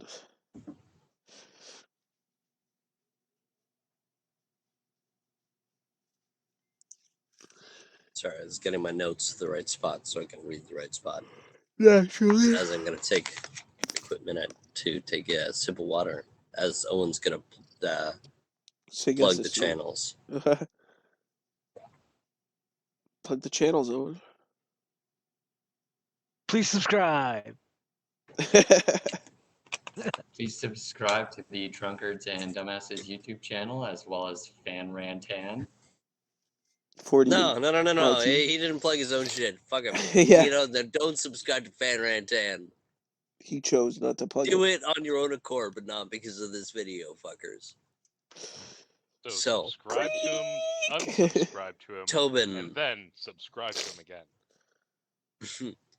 Tobin slowly opening the doors, opening to a vast chamber. Double. Oh. Surrounding the entire chamber. This is a massive chamber. Imagine stadium level chamber. Jesus. Surrounding the entire room are grandstands filled with hundreds of Sangocytes. But Sangocytes? Sangocytes, that's the robots. Oh. Yeah. Okay. But that isn't the first thing you notice. You see 3 dragons, all sitting in their gargantuan form, sitting at the far wall opposite the door you entered. Zodak the Destroyer, the 3-headed black dragon whom the party previously encountered, his dark scales almost draining the light from the large torches that surround the chamber. Beside him on the left is a bright cobalt blue worm whose scales crackle and spark as he moves his slender arms, stroking his a thin, wiry Fu Manchu mustache. Yeah, I gotcha. Fu Is it Manchu. also made of like lightning, or is it like hair? No, it's like a thin white. Okay, yeah, that's how I pictured it. It'd just also be cool if it Yeah. was like crackling. Oh, just And the wait. other? You recognize him only from the writings as Lazarus of the Wandering Storm. What is that? What color is that? Purple? Blue. Oh, blue. Oh, is that the worm? Yeah. No, no. Oh, yeah, It's- yeah. Okay. Yeah. To the right of Zodak is a large, fat red dragon with 8 horns jutting out of her head. It curls up from a bone white to a burnt black, leading to a tip burning like a large candle. She raises a spit-roasted horse, but in her hands looking like a small piece of jerky. Around her neck is draped a chainmail made of gold, platinum, and rubies. You recognize her as Chandra, Lady of the Forge. Beside the dragons are 2 raised platforms, each with a long table and chairs. On the left platform, you see 7 humanoid individuals, most of whom are recognizable, the Arenaul. The first is a tall, pale man in a large brown trench coat, a scimitar on his left hip, and an identical one on his right shoulder. Tobin recognizes him as a mysterious stranger known as Solomon Rafi. To his left, sitting in a chair, is an odd humanoid hybrid. They definitely have the half-elven features, but this humanoid is decayed, his skin flaky and discolored. His face is animalistic in nature, with tiger-like features. His eyes dark, staring forward blankly. He's familiar, like you've seen him before. Over Kay's fireplace is a portrait of this person in the form he once was. A pale, well-dressed young man brandishing a falchion. You remember Kay mentioning his name, Erwin, the man who Kay learned the art of blood magic from. Standing just behind Erwin is a familiar shady man with sunken dark eyes and a scraggly beard. You see Amarath pacing softly behind Erwin and Solomon, quietly muttering to himself. Motherfucker. Beckett makes eye contact with the humanoid sitting beside Erwin. Chills run down her spine as she sees a familiar World War I era gas mask made entirely of yellowish smoke. Wearing a long leather coat with many buckles and pockets, he raises his thin arms, showing his hand, also made of smoke. He waves towards her. Beside the poison is a red tiefling with large horns that curls up like ram horns. He wears a bright purple fine robe bejeweled with sapphires and amethysts. Colorful tattoos run up his arms and his face, with 2 snakebite piercings in his lower lip. You are very familiar with this tiefling. Kavalis, demigod of deceit. Sat beside Kavalis is a bruised and battered Calduin, wearing a scarlet robe, quietly heaving and wincing from his many injuries buried beneath his bloodied bandages. On the opposite side is the interior of the clock face. Large brass cogs and gears and pulleys work in unison as you see the second hand tick, tick, tick, ticking. In front of the clock is another raised platform with 7 chairs. You see Kavalis lean and mutter something into Calduin's ear. You watch him slowly stand and begin to hobble down the staircase towards the party.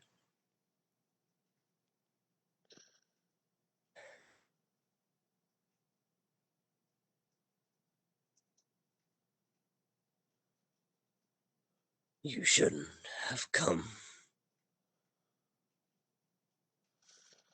Yeah, maybe starting to see that. But What that were we doesn't gonna? change the fact that we're here. What did you think we were gonna do? Just leave you for dead here? That's not what friends do. I could have handled it.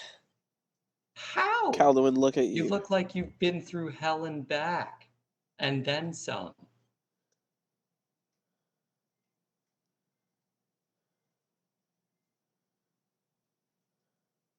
It's so good to see you. I'm glad you're kicking, even if barely.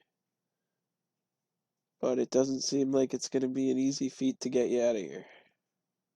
We've been instructed to take our seats. Could someone help me over there? I can't stand as he kind of like his knee kind of buckles and begins to like hobble down towards the floor. As he begins I to... immediately catch him. Okay. Both Tobin and Orgolan both sweep underneath his elbows and picking him up. Those empty seats there, I presume?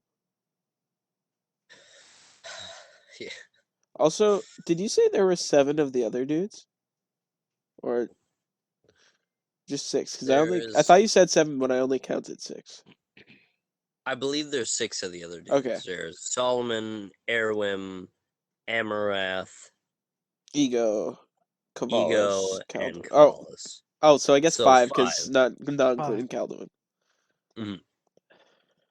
But there is a 6th chair there that Calduin was sitting in that has now left, and there's enough chairs on the other side for all of you to sit.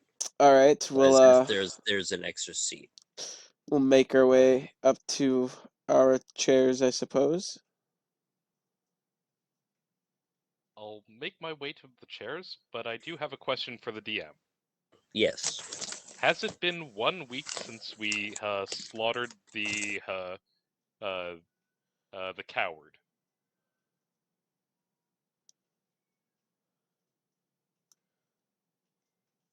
$4 days? Then there's still 3 days left on Celestial Brilliance that was put on the harpoon, so it's giving off a 100-foot radius light that is dealing damage to undead creatures. I'm not sure that any of them are actually undead. What about Zodak the Destroyer? That's not how the tier works. He's not undead. He was actually revived, I believe. Actually, that would be a great point, as you're kind of using it more as a walking stick as it kind of glows in this radiant light. You see Erwin kind of wins for a moment, looking towards the light, as Amrath abruptly stops his pace, looking towards and seeing the situation. He kind of waves his hand gracefully as a shadow wafts over Erwin as he stops wincing and calms once more. Worth a shot. So yeah, I'll sit at the I'll sit at like the head of the table that like faces them. You know.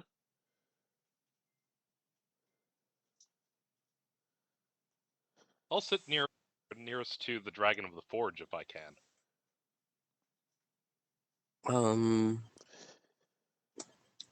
Sorry, I'm just seeing what sides they're on.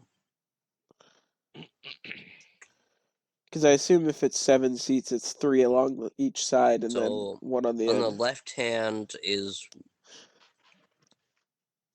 Lazarus. Yeah. On the left platform. Okay, so the closest, yeah, so you could absolutely sit beside Chandra if you wanted to.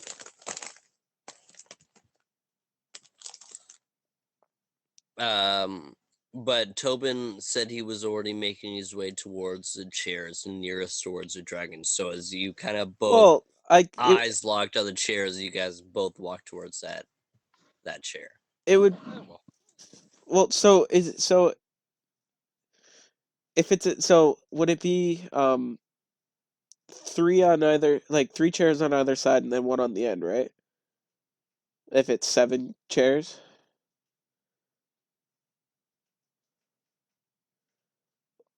They're all on the one side, like Oh, okay. like the Jesus photo, that it kind of like creates everybody in this weird like horseshoe, as if a speaker is gonna come on and speak to everyone. Oh, okay. All right. Then Well, I then I'll then just sit yeah, here as I may. he can sit there. I'll sit in the middle.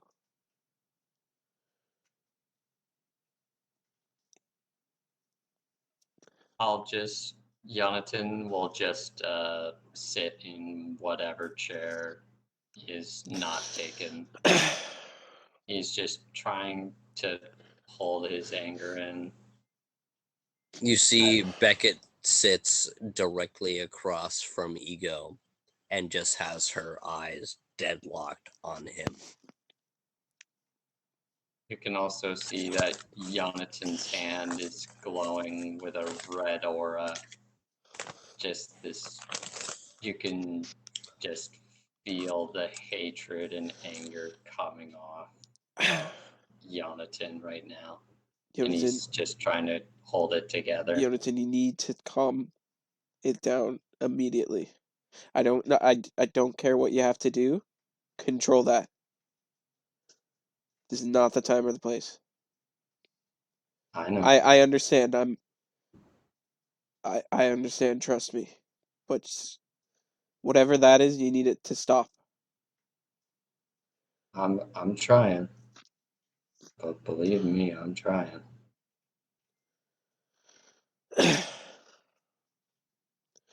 Okay. So we've taken our seats.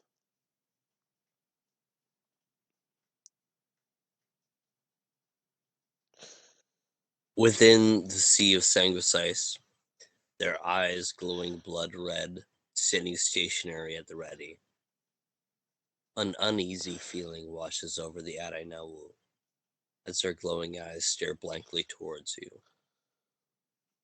A single sanguicice begins to walk towards the center of the room. Its movement is static as you hear the hiss of the pistons as it walks to the center.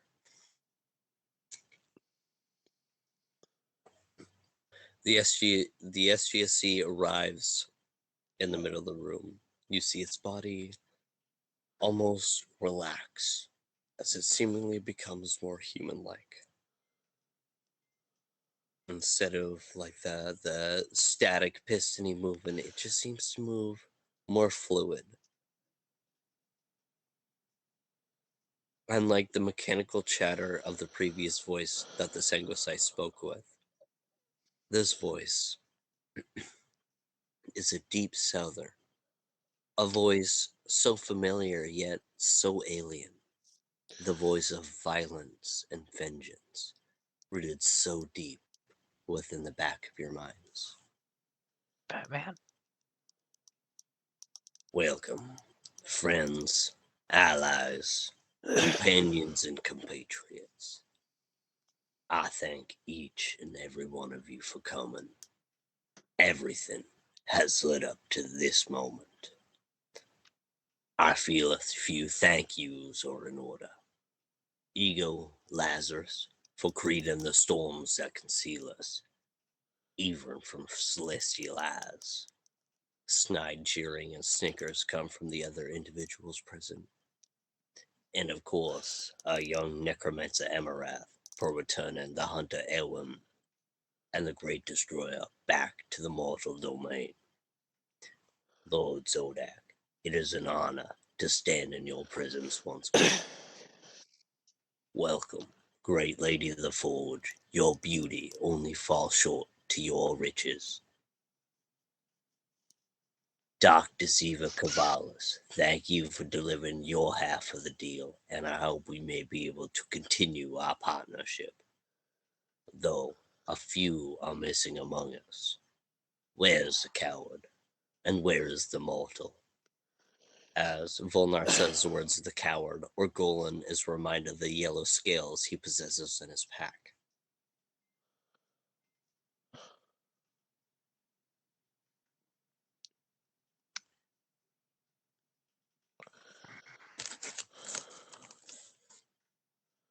but anyone is free to respond. Even though Orgolan is reminded of the scales, you all know whom the coward is referring. I want to keep it.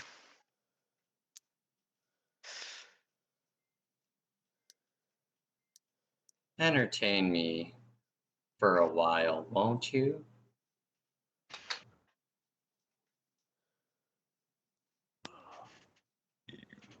The purpose of this storm around the island, was it to prevent somebody from using divination magic to find you guys sooner? They said it was to conceal them.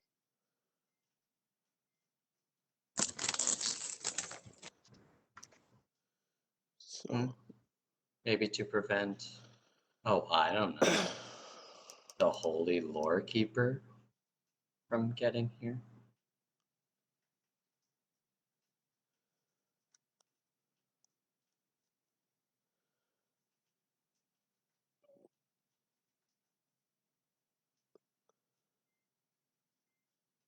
Hello? Hello. Hi.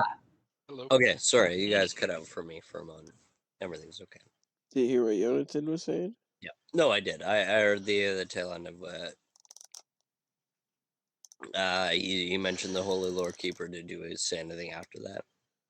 Yeah, you know, did you put this storm up around the island to prevent, say, oh, I don't know, the Holy Lore Keeper from finding you guys sooner? Or, like, what's the deal there? And of course, the Ade now, thank you for joining us tonight. I'm sure you will find our discussion enlightening. I am Volnar, god of blood, vengeance, and innovation, deemed heretic by the reigning celestials. I come with a proposition. We all know of the Father's attempts to converge and consume the realms, to reset the universe and become whole once more. His plans cannot come to fruition, but we may be able to use his shadow to shift the scales of balance. While the Celestials fight to keep the realms from converging, we will move to usurp them. No more shall a mortal cry out in prayer for a cryptic riddle or even yet get completely ignored. They shall receive direct oversight. You folk, my comrades, the disregarded, disrespected, looked down upon by the high and mighty. It is our time, nay, our right, to rule. The various members mutter between themselves. Most of us have already spoken of payment.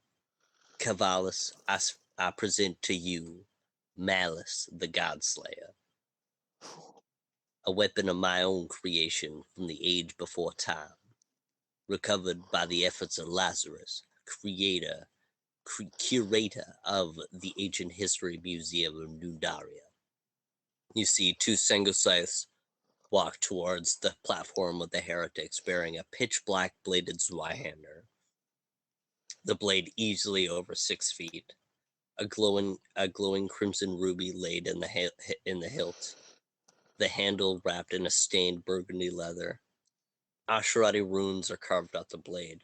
Khaldun recognizes it as a poem of battle. Shonda, your payment is en route to Blackwater as we speak. My lord Zodak, we had not yet come to an accord for your payment. What do you seek, my old friend?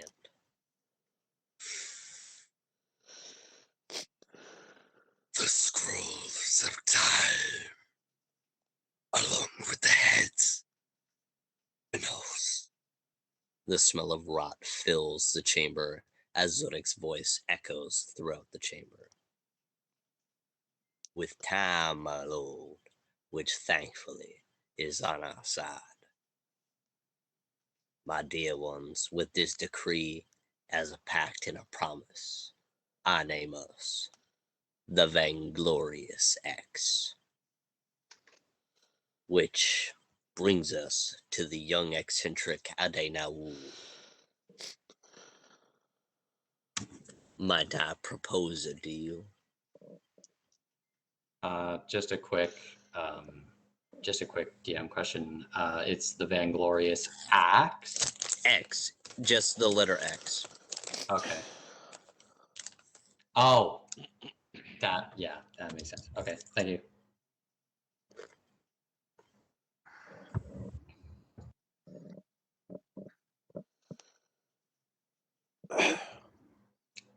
What have you brought us here for? I can give you the power to kill a god, to aid you on your conquest to defend your shores.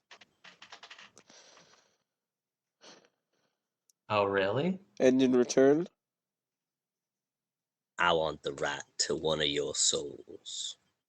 When your time comes, you'll be like them. You see the Sangusaith cock its heads toward the heretic's table. You'll become mine.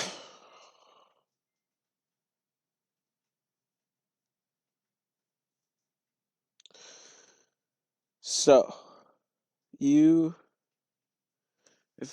want one of our souls in exchange for the ability to kill a god, so that while we take care of the Father, you can usurp the Celestials.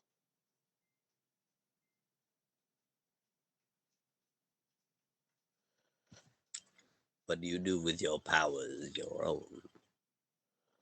I have insurances.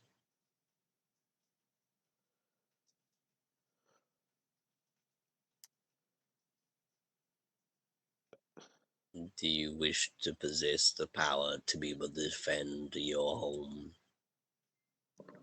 To stop the darkness? It took 11 Celestials to seal him the first time. Do you think the 7 of you possess a chance? A snowball's chance in hell, but a chance nonetheless.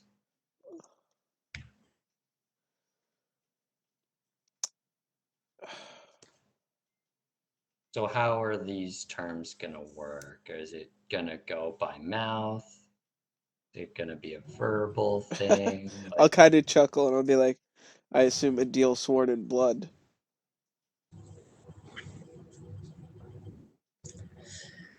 You see, I mean, technically the poison has Beckett already.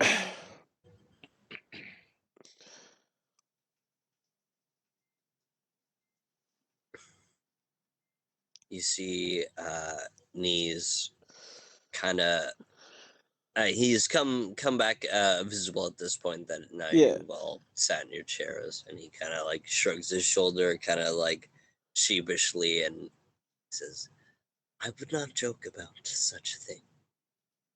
This seems like a happy agreement, judging by the state of those 3 over there. It wasn't a joke so much as more of a... seemed like a silly question.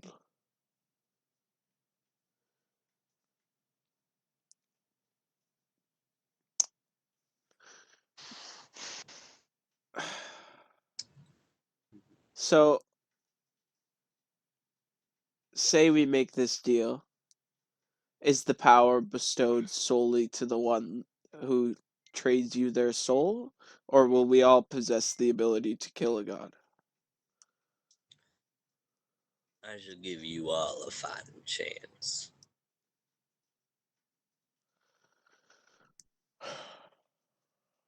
And what of Calderin? Fraction.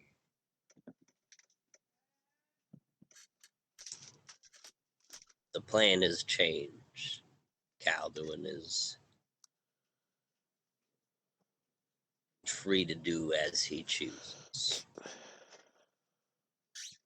So you all kind of subconsciously look towards Calduin, who is deep in thought.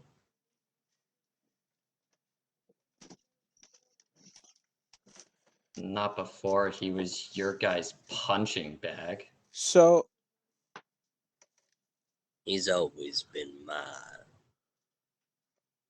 punching bag. so long as we give you one of our souls, we get the ability, it's a fighting chance, as you say, to slay a god, and we can choose how we want to use it.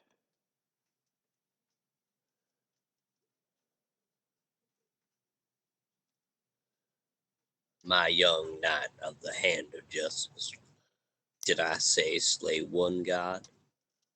Or did I say slay a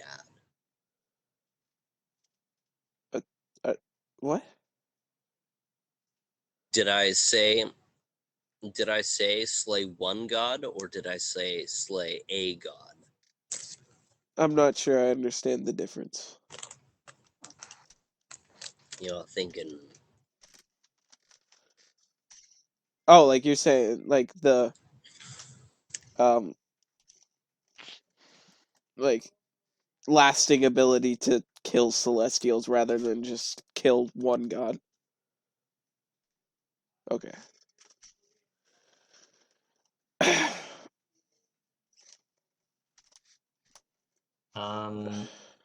When you say God, would that include gods of all gods, or like just any celestial, you mean? celestial, like any force, celestial or otherwise, or just celestial? I feel like you can feel that one out yourself. Ah, well, the unknown is certainly more of a surprise, more of a fun surprise than knowing outright. Very well. Is there anything else you wish to say before we delegate on this decision?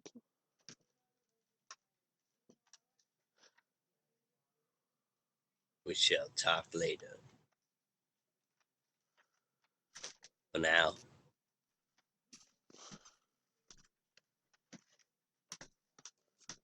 it's been nice. You see, after he says that, the Sango Scythe begins to freeze back into the static form it once was, as you hear the hiss of the piston-driven movement as he begins to walk back towards his place into the grandstands.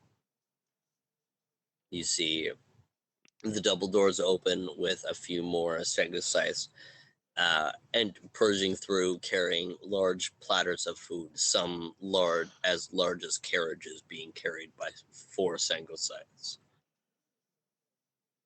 A plate of food is bestowed in front of each of the member present. The dragon's getting the large large platters as they're all delivered out. You see the one Sango Scythe remain on the at the heretic's table as you see its form relax and become like the one did at the center, as it seems to be conversing quietly with the heretics on the other table.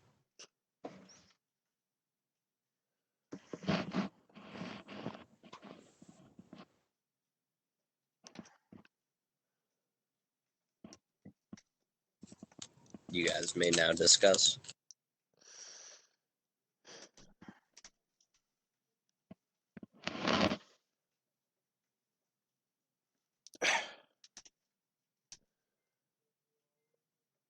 So, what do you guys think?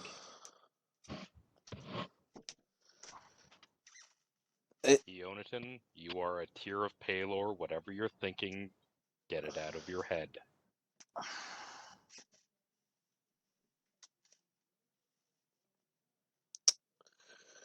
My goal was never to kill a god. This has gone way farther than I've ever thought it would. Right. It's not necessarily inherently the ability to slay a god that is the purpose of this bargain, but rather the ability to protect our homes and stop the convergence. That is obviously something we want. However, it seems they want to use the chaos that may ensue in doing that to usurp the current gods that reign over the realms, as well as take one of our souls after death. Tobin, I would like to take this moment to look you in the eye and tell you that they're going to try that anyway, regardless of whether we factionalize their strength now and divide it amongst ourselves, or whether they will do so anyway.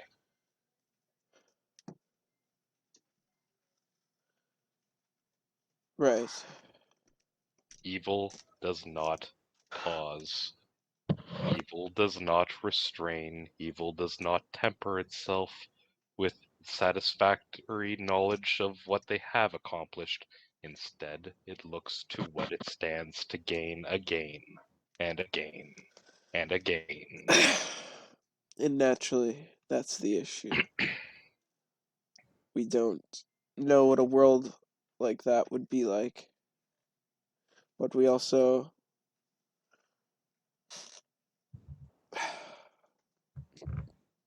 don't see the troubling part is he essentially said we could choose what it is we want to do with said powers. But I can't see him just giving us the ability to potentially kill him or them. He used a fraction of his existence to power that sanguisite. You Right. don't think that he's just going to move on with a new avatar somewhere else? He is not going to set foot near the convergence. We will never see his body. We will never have a chance to strike. Ah, I see what you're saying. Every single one of these machines are a puppet to him, to raise, utilize for a few moments, and then discard, to reach for another. We will never have a chance to swing a blow. But yeah, that's a good point. We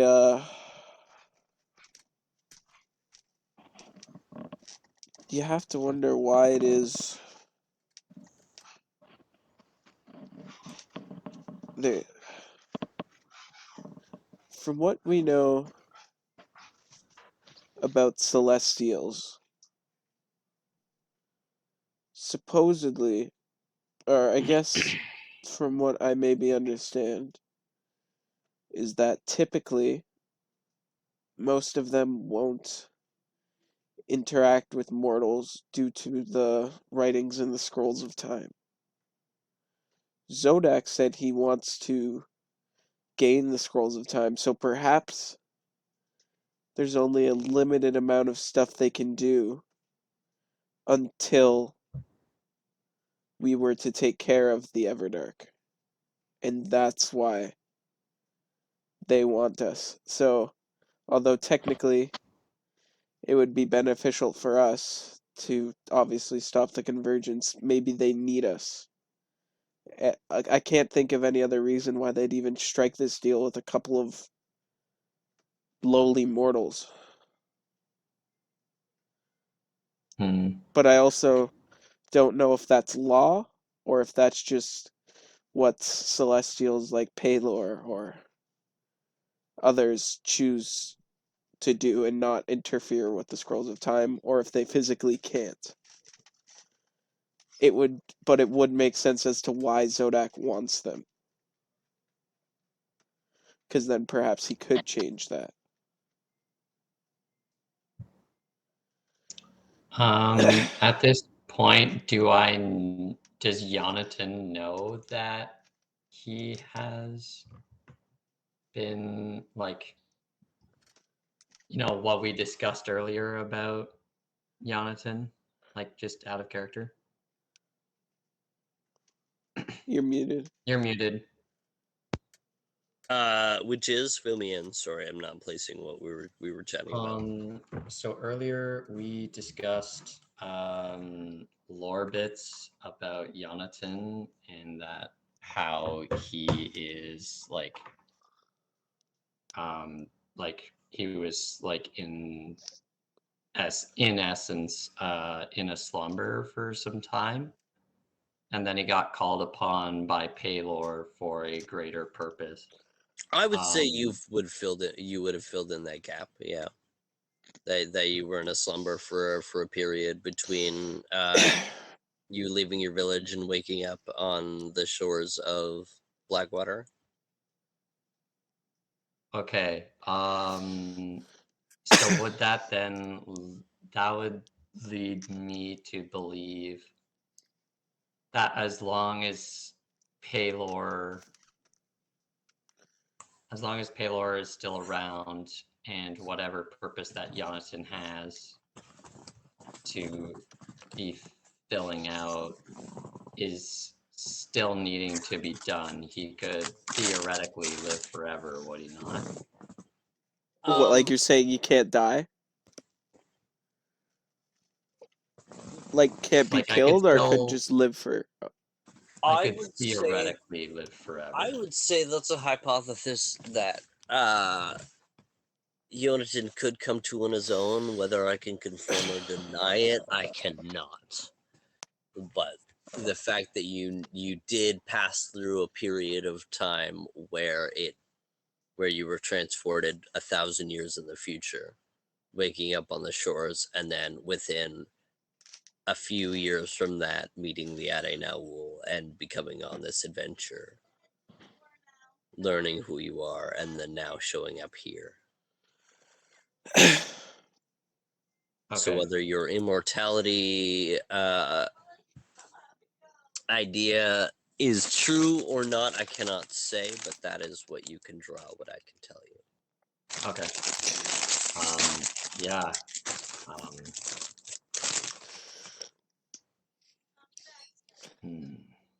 Borgolin, please tell me that you at least understand the value of a human soul.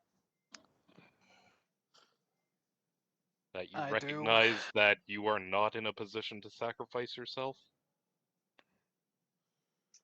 I wasn't planning on it, and Excellent. I'm glad that I don't doing need to it. I'm glad that I don't need to argue you off of this.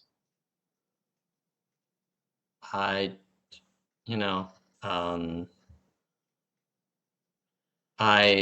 have no doubt in my mind that these demigods of darkness this deal definitely has strings attached. Well, that goes almost without saying. Yeah. But the issue being, not only do we not know what those strings are, we also don't know of any other potential way we could stop the darkness. Yes. So if they need us to stop the Everdark so that they can take over, then that's not great. But we don't even know if that's the case. That's just... And so, say that is the case. Either we don't take the power, and the Everdark... And they still have it anyway. Right, but so, let's say hypothetically, due to the Scrolls of Time, they have this power, but they can't use it. You know, like that point I was making? that perhaps they can't, as Celestials, can't do certain things, and that's why they need the help of mortals. So let's say that's the case. And so the options are either we don't take the power and the darkness is able to converge the realms, destroying all the worlds and essentially reabsorbing it and starting anew. Or we take the power, one of us loses our souls, maybe we stop the darkness, and then they have their chance to do what it is they want to do.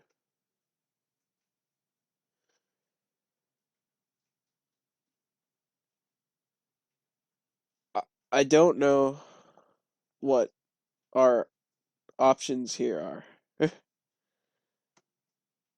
Well, Tobin, it seems like you just listed them.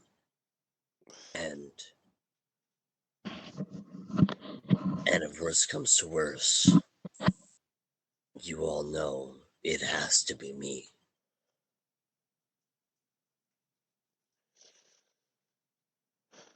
You're willing to give your soul away? Look around you, Yonatan. It's always been me. He's not wrong, Yonatan. From what we understand now, it seems as though Calduin himself has been a pawn of Volnar this entire time, not by any means of his own. Perhaps raised for this express cause. Sorry, Beckett, interrupts. Sorry, are we just, he's now just, a scapegoat, a sacrificial lamb? No, I object. I'm no. That's not what I'm saying, Beckett.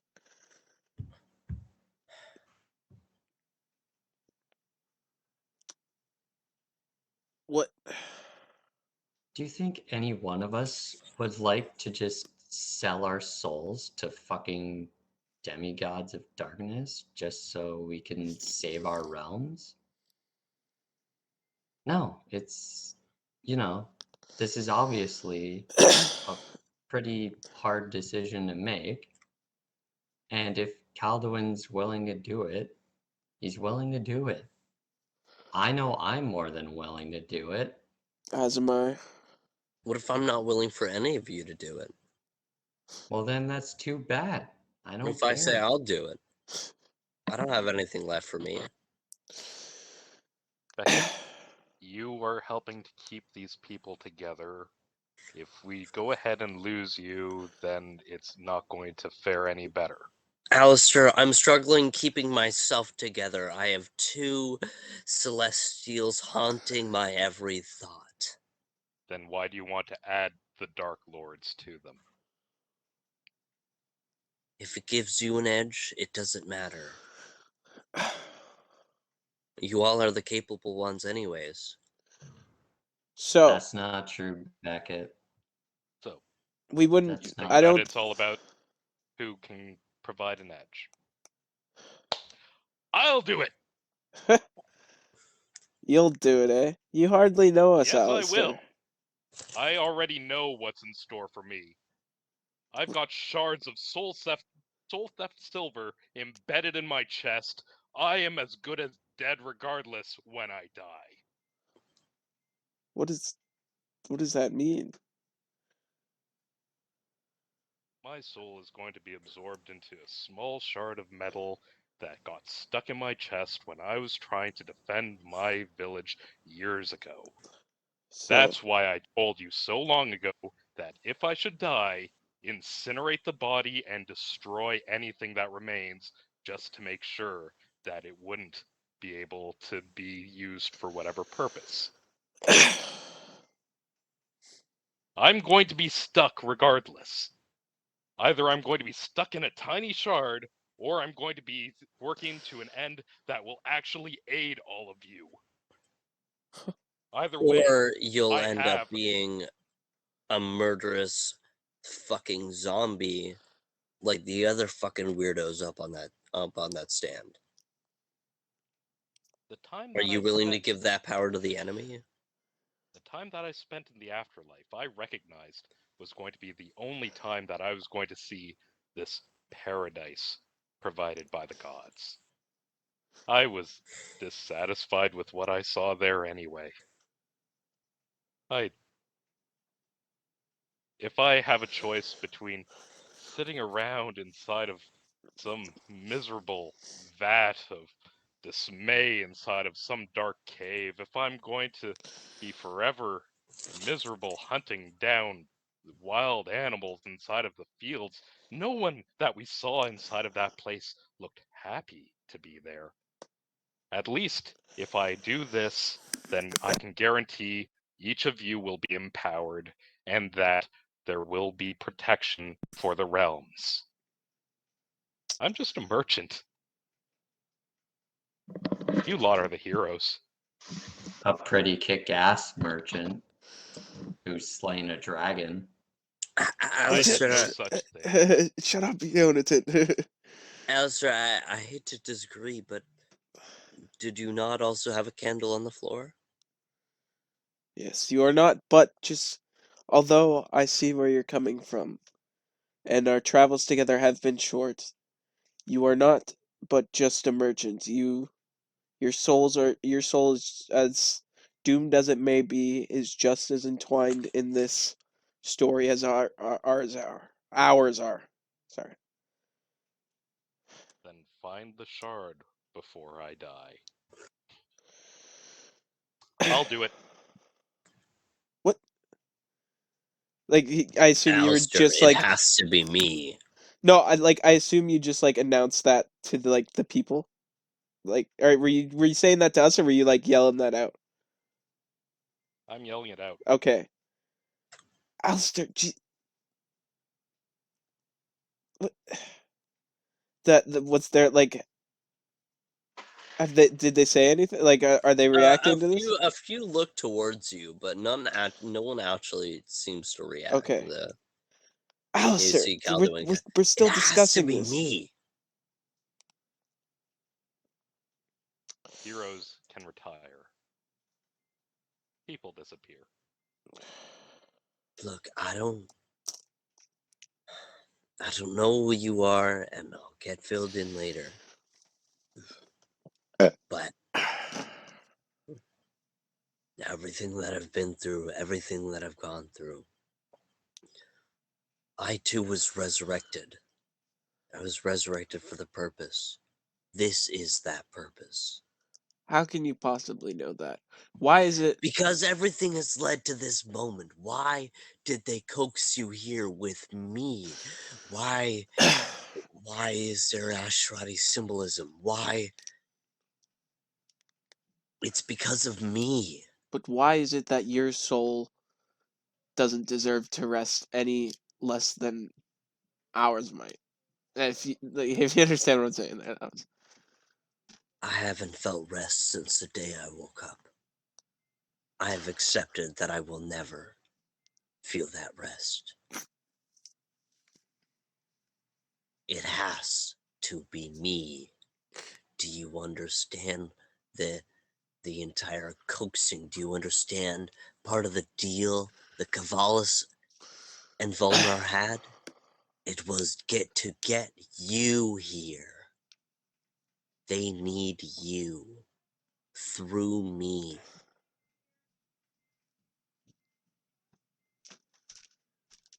And I wouldn't live if any of you else died in my stead.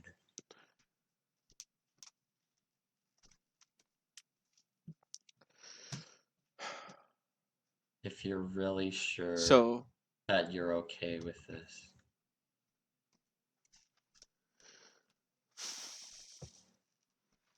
did they serve us all food? Like Yeah. with all okay. There is food in front of you. Whether this conversation is big enough for you to not be hungry. No, yeah, no, but that's not the point. thinking about it and just kind of fidgeting it. The Tobin in like a moment he's gonna be. It shouldn't have to be any of us as he as the he crushes the glass in his hand like a wine glass, like a goblet, as it kind of like shatters. So you shatter the wine glass as you see the wave of dull red light kind of being refracted through it.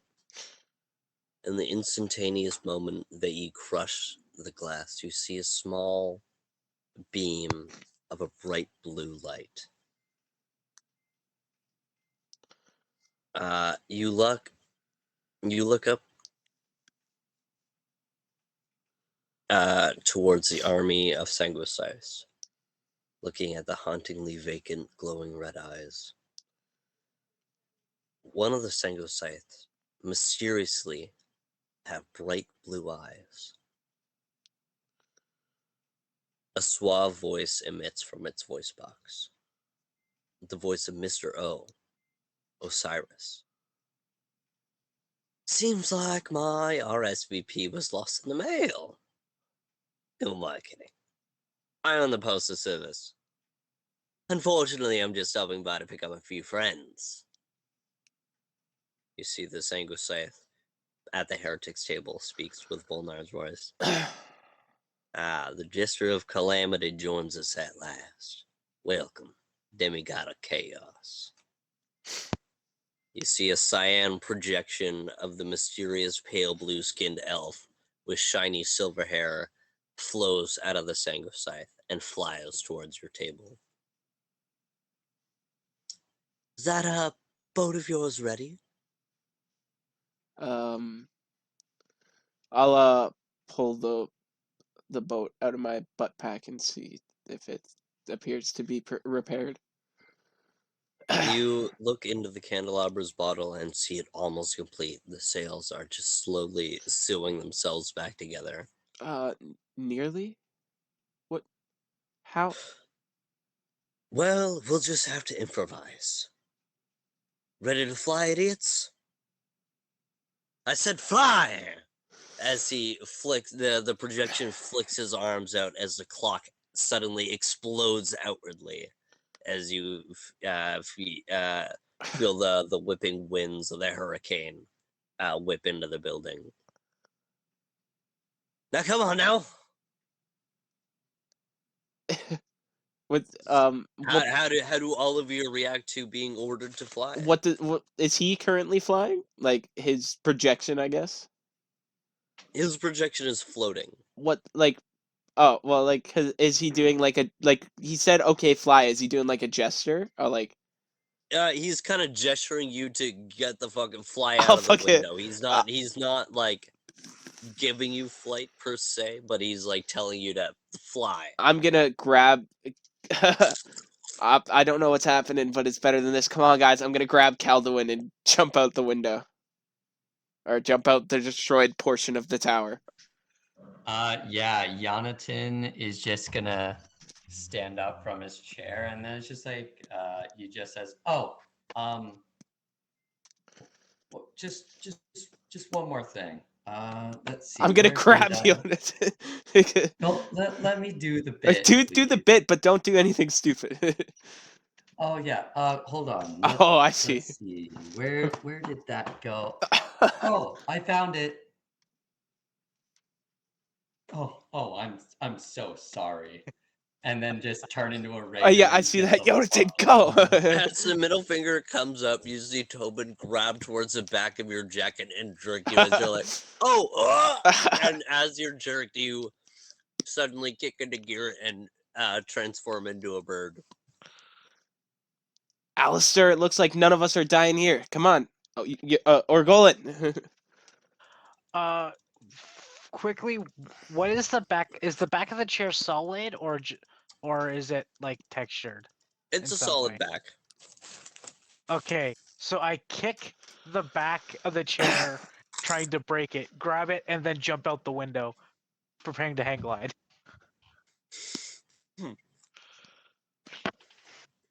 You know what? Be prepared. I think you're muted, Alistair. That or we just can't hear you. Lady of the Forge, I love your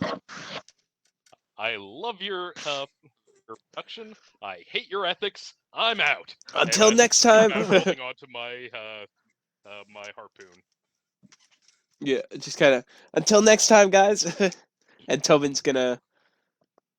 Yeah, well, like this is all just kind of like I grabbed what's his face, Calduin, nudged Yonatan to get the fuck out of there as he's flipping off all the deities. I assume this won't be the last time we meet, and just as we all kind of like make our way to hop out the window. You leap out the window, and as you leap, assumedly towards your plummeting death, you feel your body is kind of become feather light as those of you who cannot fly on their own, i.e. everyone except for Yeah. Alistair. And Yonatan begin to have the fly spell enchanted on you as you see the projection of Osiris kind of gliding before you goes, "Come now, quickly, Tobin, keep an eye on the bottle." Right. With Calduin in my one arm, keeping an eye, waiting for the moment that the sales seem to be finished, or any sign that the, bottle's actually fully. Mm-hmm. As you guys begin to drift away from the building, you hear an uproar of dragon cry as you see the 3 dragons begin to dive their way out of the hole that was just created. You see the blue worm Lazarus as he kind of slithers one more time, slithers out, and as he dives into the open air, you hear the crack of thunder as you see lightning wings appear on its back. Oh. You see Chandra diving out of the window and sloppily taking flight, beating her now revealed 4 separate wings as they're just behind the 3-headed shadow dragon Zodak with his 3 heads and its wings as he flies overhead, not beating his wings as much as the other 2 as he just slowly glides menacingly. Tobin, you keep an eye on the bottle and seeing that the sails finish tying up as you see the rope begin to swing and hoist themselves ready. Guys, get over the ocean. You are, as you say, get over the ocean. You look down and you see you are completely over top dry land. Osiris goes, "Not a problem," as he kind of whips his hand towards. You see the sand begin to rumble for a moment, and from the kind of orangey beach white sand, it becomes drenched as a tidal wave emerges from the dry land, soaking everything as a tsunami courses throughout the island. Drop it! I'm gonna put the cork in my mouth, like pop the cork out, and then throw the bottle into the ocean. Or into the as tidal you wave. drop the bottle, you all feel as the fly spell comes to an end, as you all also descending, watching the bottle fall and fall, submerge into the wave, and the entire form of the candelabra forming beneath you as you all onto the deck below as you feel the wave pushing you out into the open water. Okay, the wave's propelling us for now, but those dragons are definitely. I assume they're still kind of on our tail as much as they can be. Does anybody have some sort of spell that may like help us get some wind, like some sort of gust spell or something to help us gain some speed as we? Can I do something with this geyser? Give it a shot. Sorry, Wait, what what's happens? happening? She's gonna sheepishly point it away from like away from the boat, like classic, like Yeah. and just geyser as you feel the entire boat jolt with an extra lick of speed as you feel it skip onto the open water and into the slurry of rock and hurricane. We got to get out of this storm. It seems like, from what he said, they have control over this area, or at least can see it a lot. Or we're not going to get much help while we're under the storm. I assume is Can we Mr. call O a quick gone? break? I guess. Yeah, sorry. No. As it'll ever be. Go. The candelabra finally skidding to a stop as it has an accelerated movement going into the Eye of Ulnar. You see the projection of Osiris turn to Alistair and goes, "You can drive this thing, right?" Tobin, would you mind passing me your Yeah, stick for I a give minute? him the wand. Now I can. Oh, I feel so confident. He has to stick. Says All right, you're made of whatever it is you're made of currently. you just passed. Yeah, exactly. Well, I'll stand at the front. You guide from the back. I'll destroy the rocks. You got the boat. All right. I have the sails. I've got a jar of dirt. I've got a jar of dirt. Where is it we're heading? Away? That sounds like an excellent direction. Roger that. All right. Get to it, sailors. Does the storm seem to like let off any like quicker in any one direction? You know what I mean? Like it doesn't seem to stretch as far in any direction. As long as you don't get lost, if you feel if you continue heading forward, you'll crest out of it. As like if you're in the center, if you're moving out, Right. if you move in that proper diagonal line, you will be able to crest out. But if you take a wrong turn, you might end up taking a longer time in the storm. Okay. So I need the steering check from Mr. Alistair, a used rope from Mr. Jonathan, and then I'll get 2 environmental D20 rolls from Tobin and Orgolan. So roll a D20 and let me know what the number is. Okay. Profession sailor. Just the number? Yeah, I got 14. I got a 13.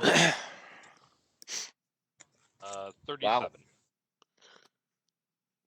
I got an 18.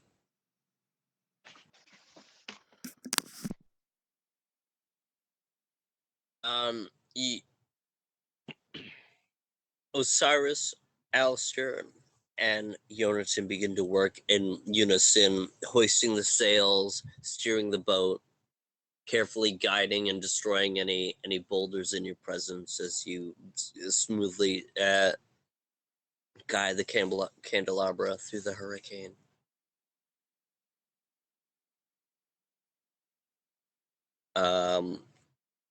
You pass through a cloud, very, very dense, as it crackles and begins to spike with 4 bolts of lightning. I need everyone to roll me reflex saves. Including Peter? No, just you guys. Okay.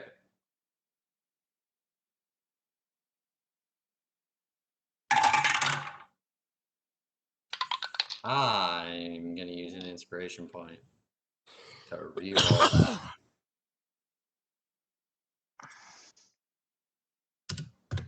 Is 28 good? 28's good.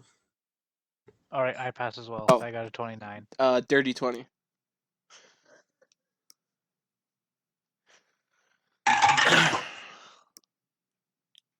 Jesus Christ. I rolled an 18. Okay. That is a 24 for me. I will ask. Oh wait, that's. You all take 8 electricity damage. And then each of you will take an additional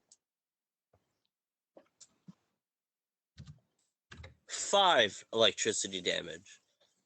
As you see bolts strike down from the clouds and almost like strike you and then reflect and then strike into someone else, as you guys kind of maintain 2 strikes, but you all were resilient enough to overcome the max damage.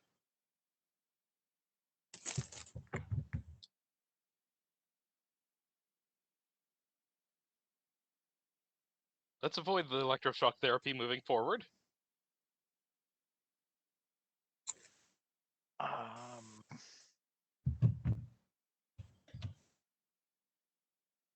As on the front of the ship, you hear Osiris cry out, "Clear skies ahead!"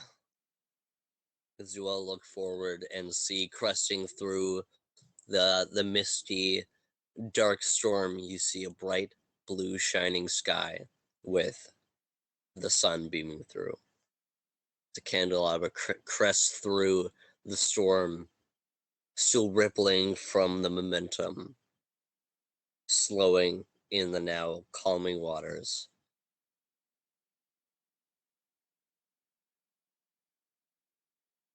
Osiris walking back towards the rest of the group, kind of dusting his arcane cyan hands together and going, "Well, that was entertaining."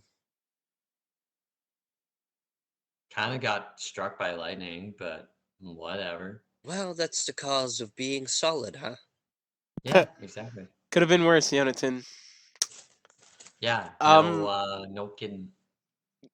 Thank you, I suppose. I suppose that was very on brand as the demigod of chaos.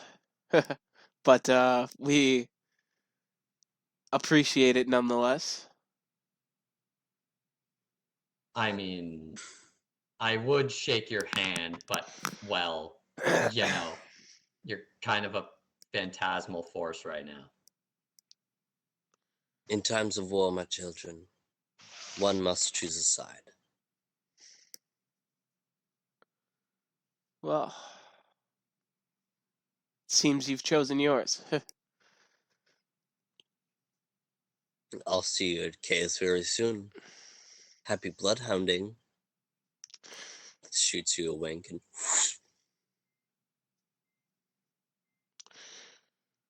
Well, I'm going to have to craft a Rod of Wonder at one point to leave his name on it, aren't I? Yeah, probably. Small price. So whereabouts? Is it just nothing but sea, or where can we tell whereabouts we are? I am going to open my map and try to guess where we are and take my surroundings in. Casting no direction as I'm doing this. so you are headed in a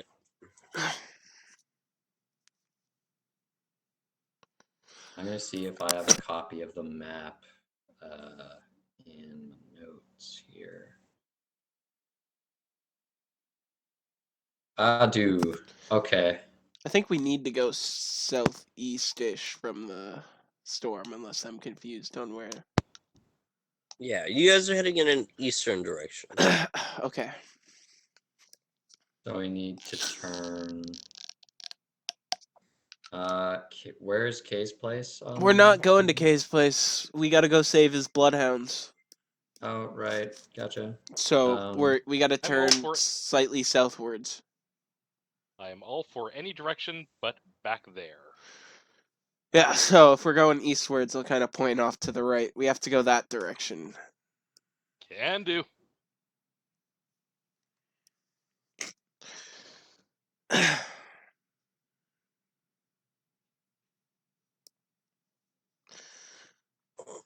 I believe, right, Wes? It would be like kind of like southeastern towards those islands. Yeah, right? it would be southeastern towards Farhaven City. By the way, Go ahead. would someone mind going down into my room and seeing if Zinnia's hole is still waterlogged? Oh yeah. I kind of make my way to the hole and pop my head in and see if it seems full of water. Fortunately, it is not full of water. Oh, it seems the ship may have converted back to its bottle form before your hole could become too drenched. It doesn't seem to be wet in there. God. With that, as the Adinaul reunited with Calduin, Reunited and propose so good. with a mysterious deal of god slaying, rescued by the mysterious demigod of chaos. Find out next time in the new year. Well, if for us, probably for you guys, it'll be well into the new year, but we'll see. We'll see you next time. Thank you very much for joining us. We've been drunk, we've been dumb, and Nate, send us off. Bye, have a great time.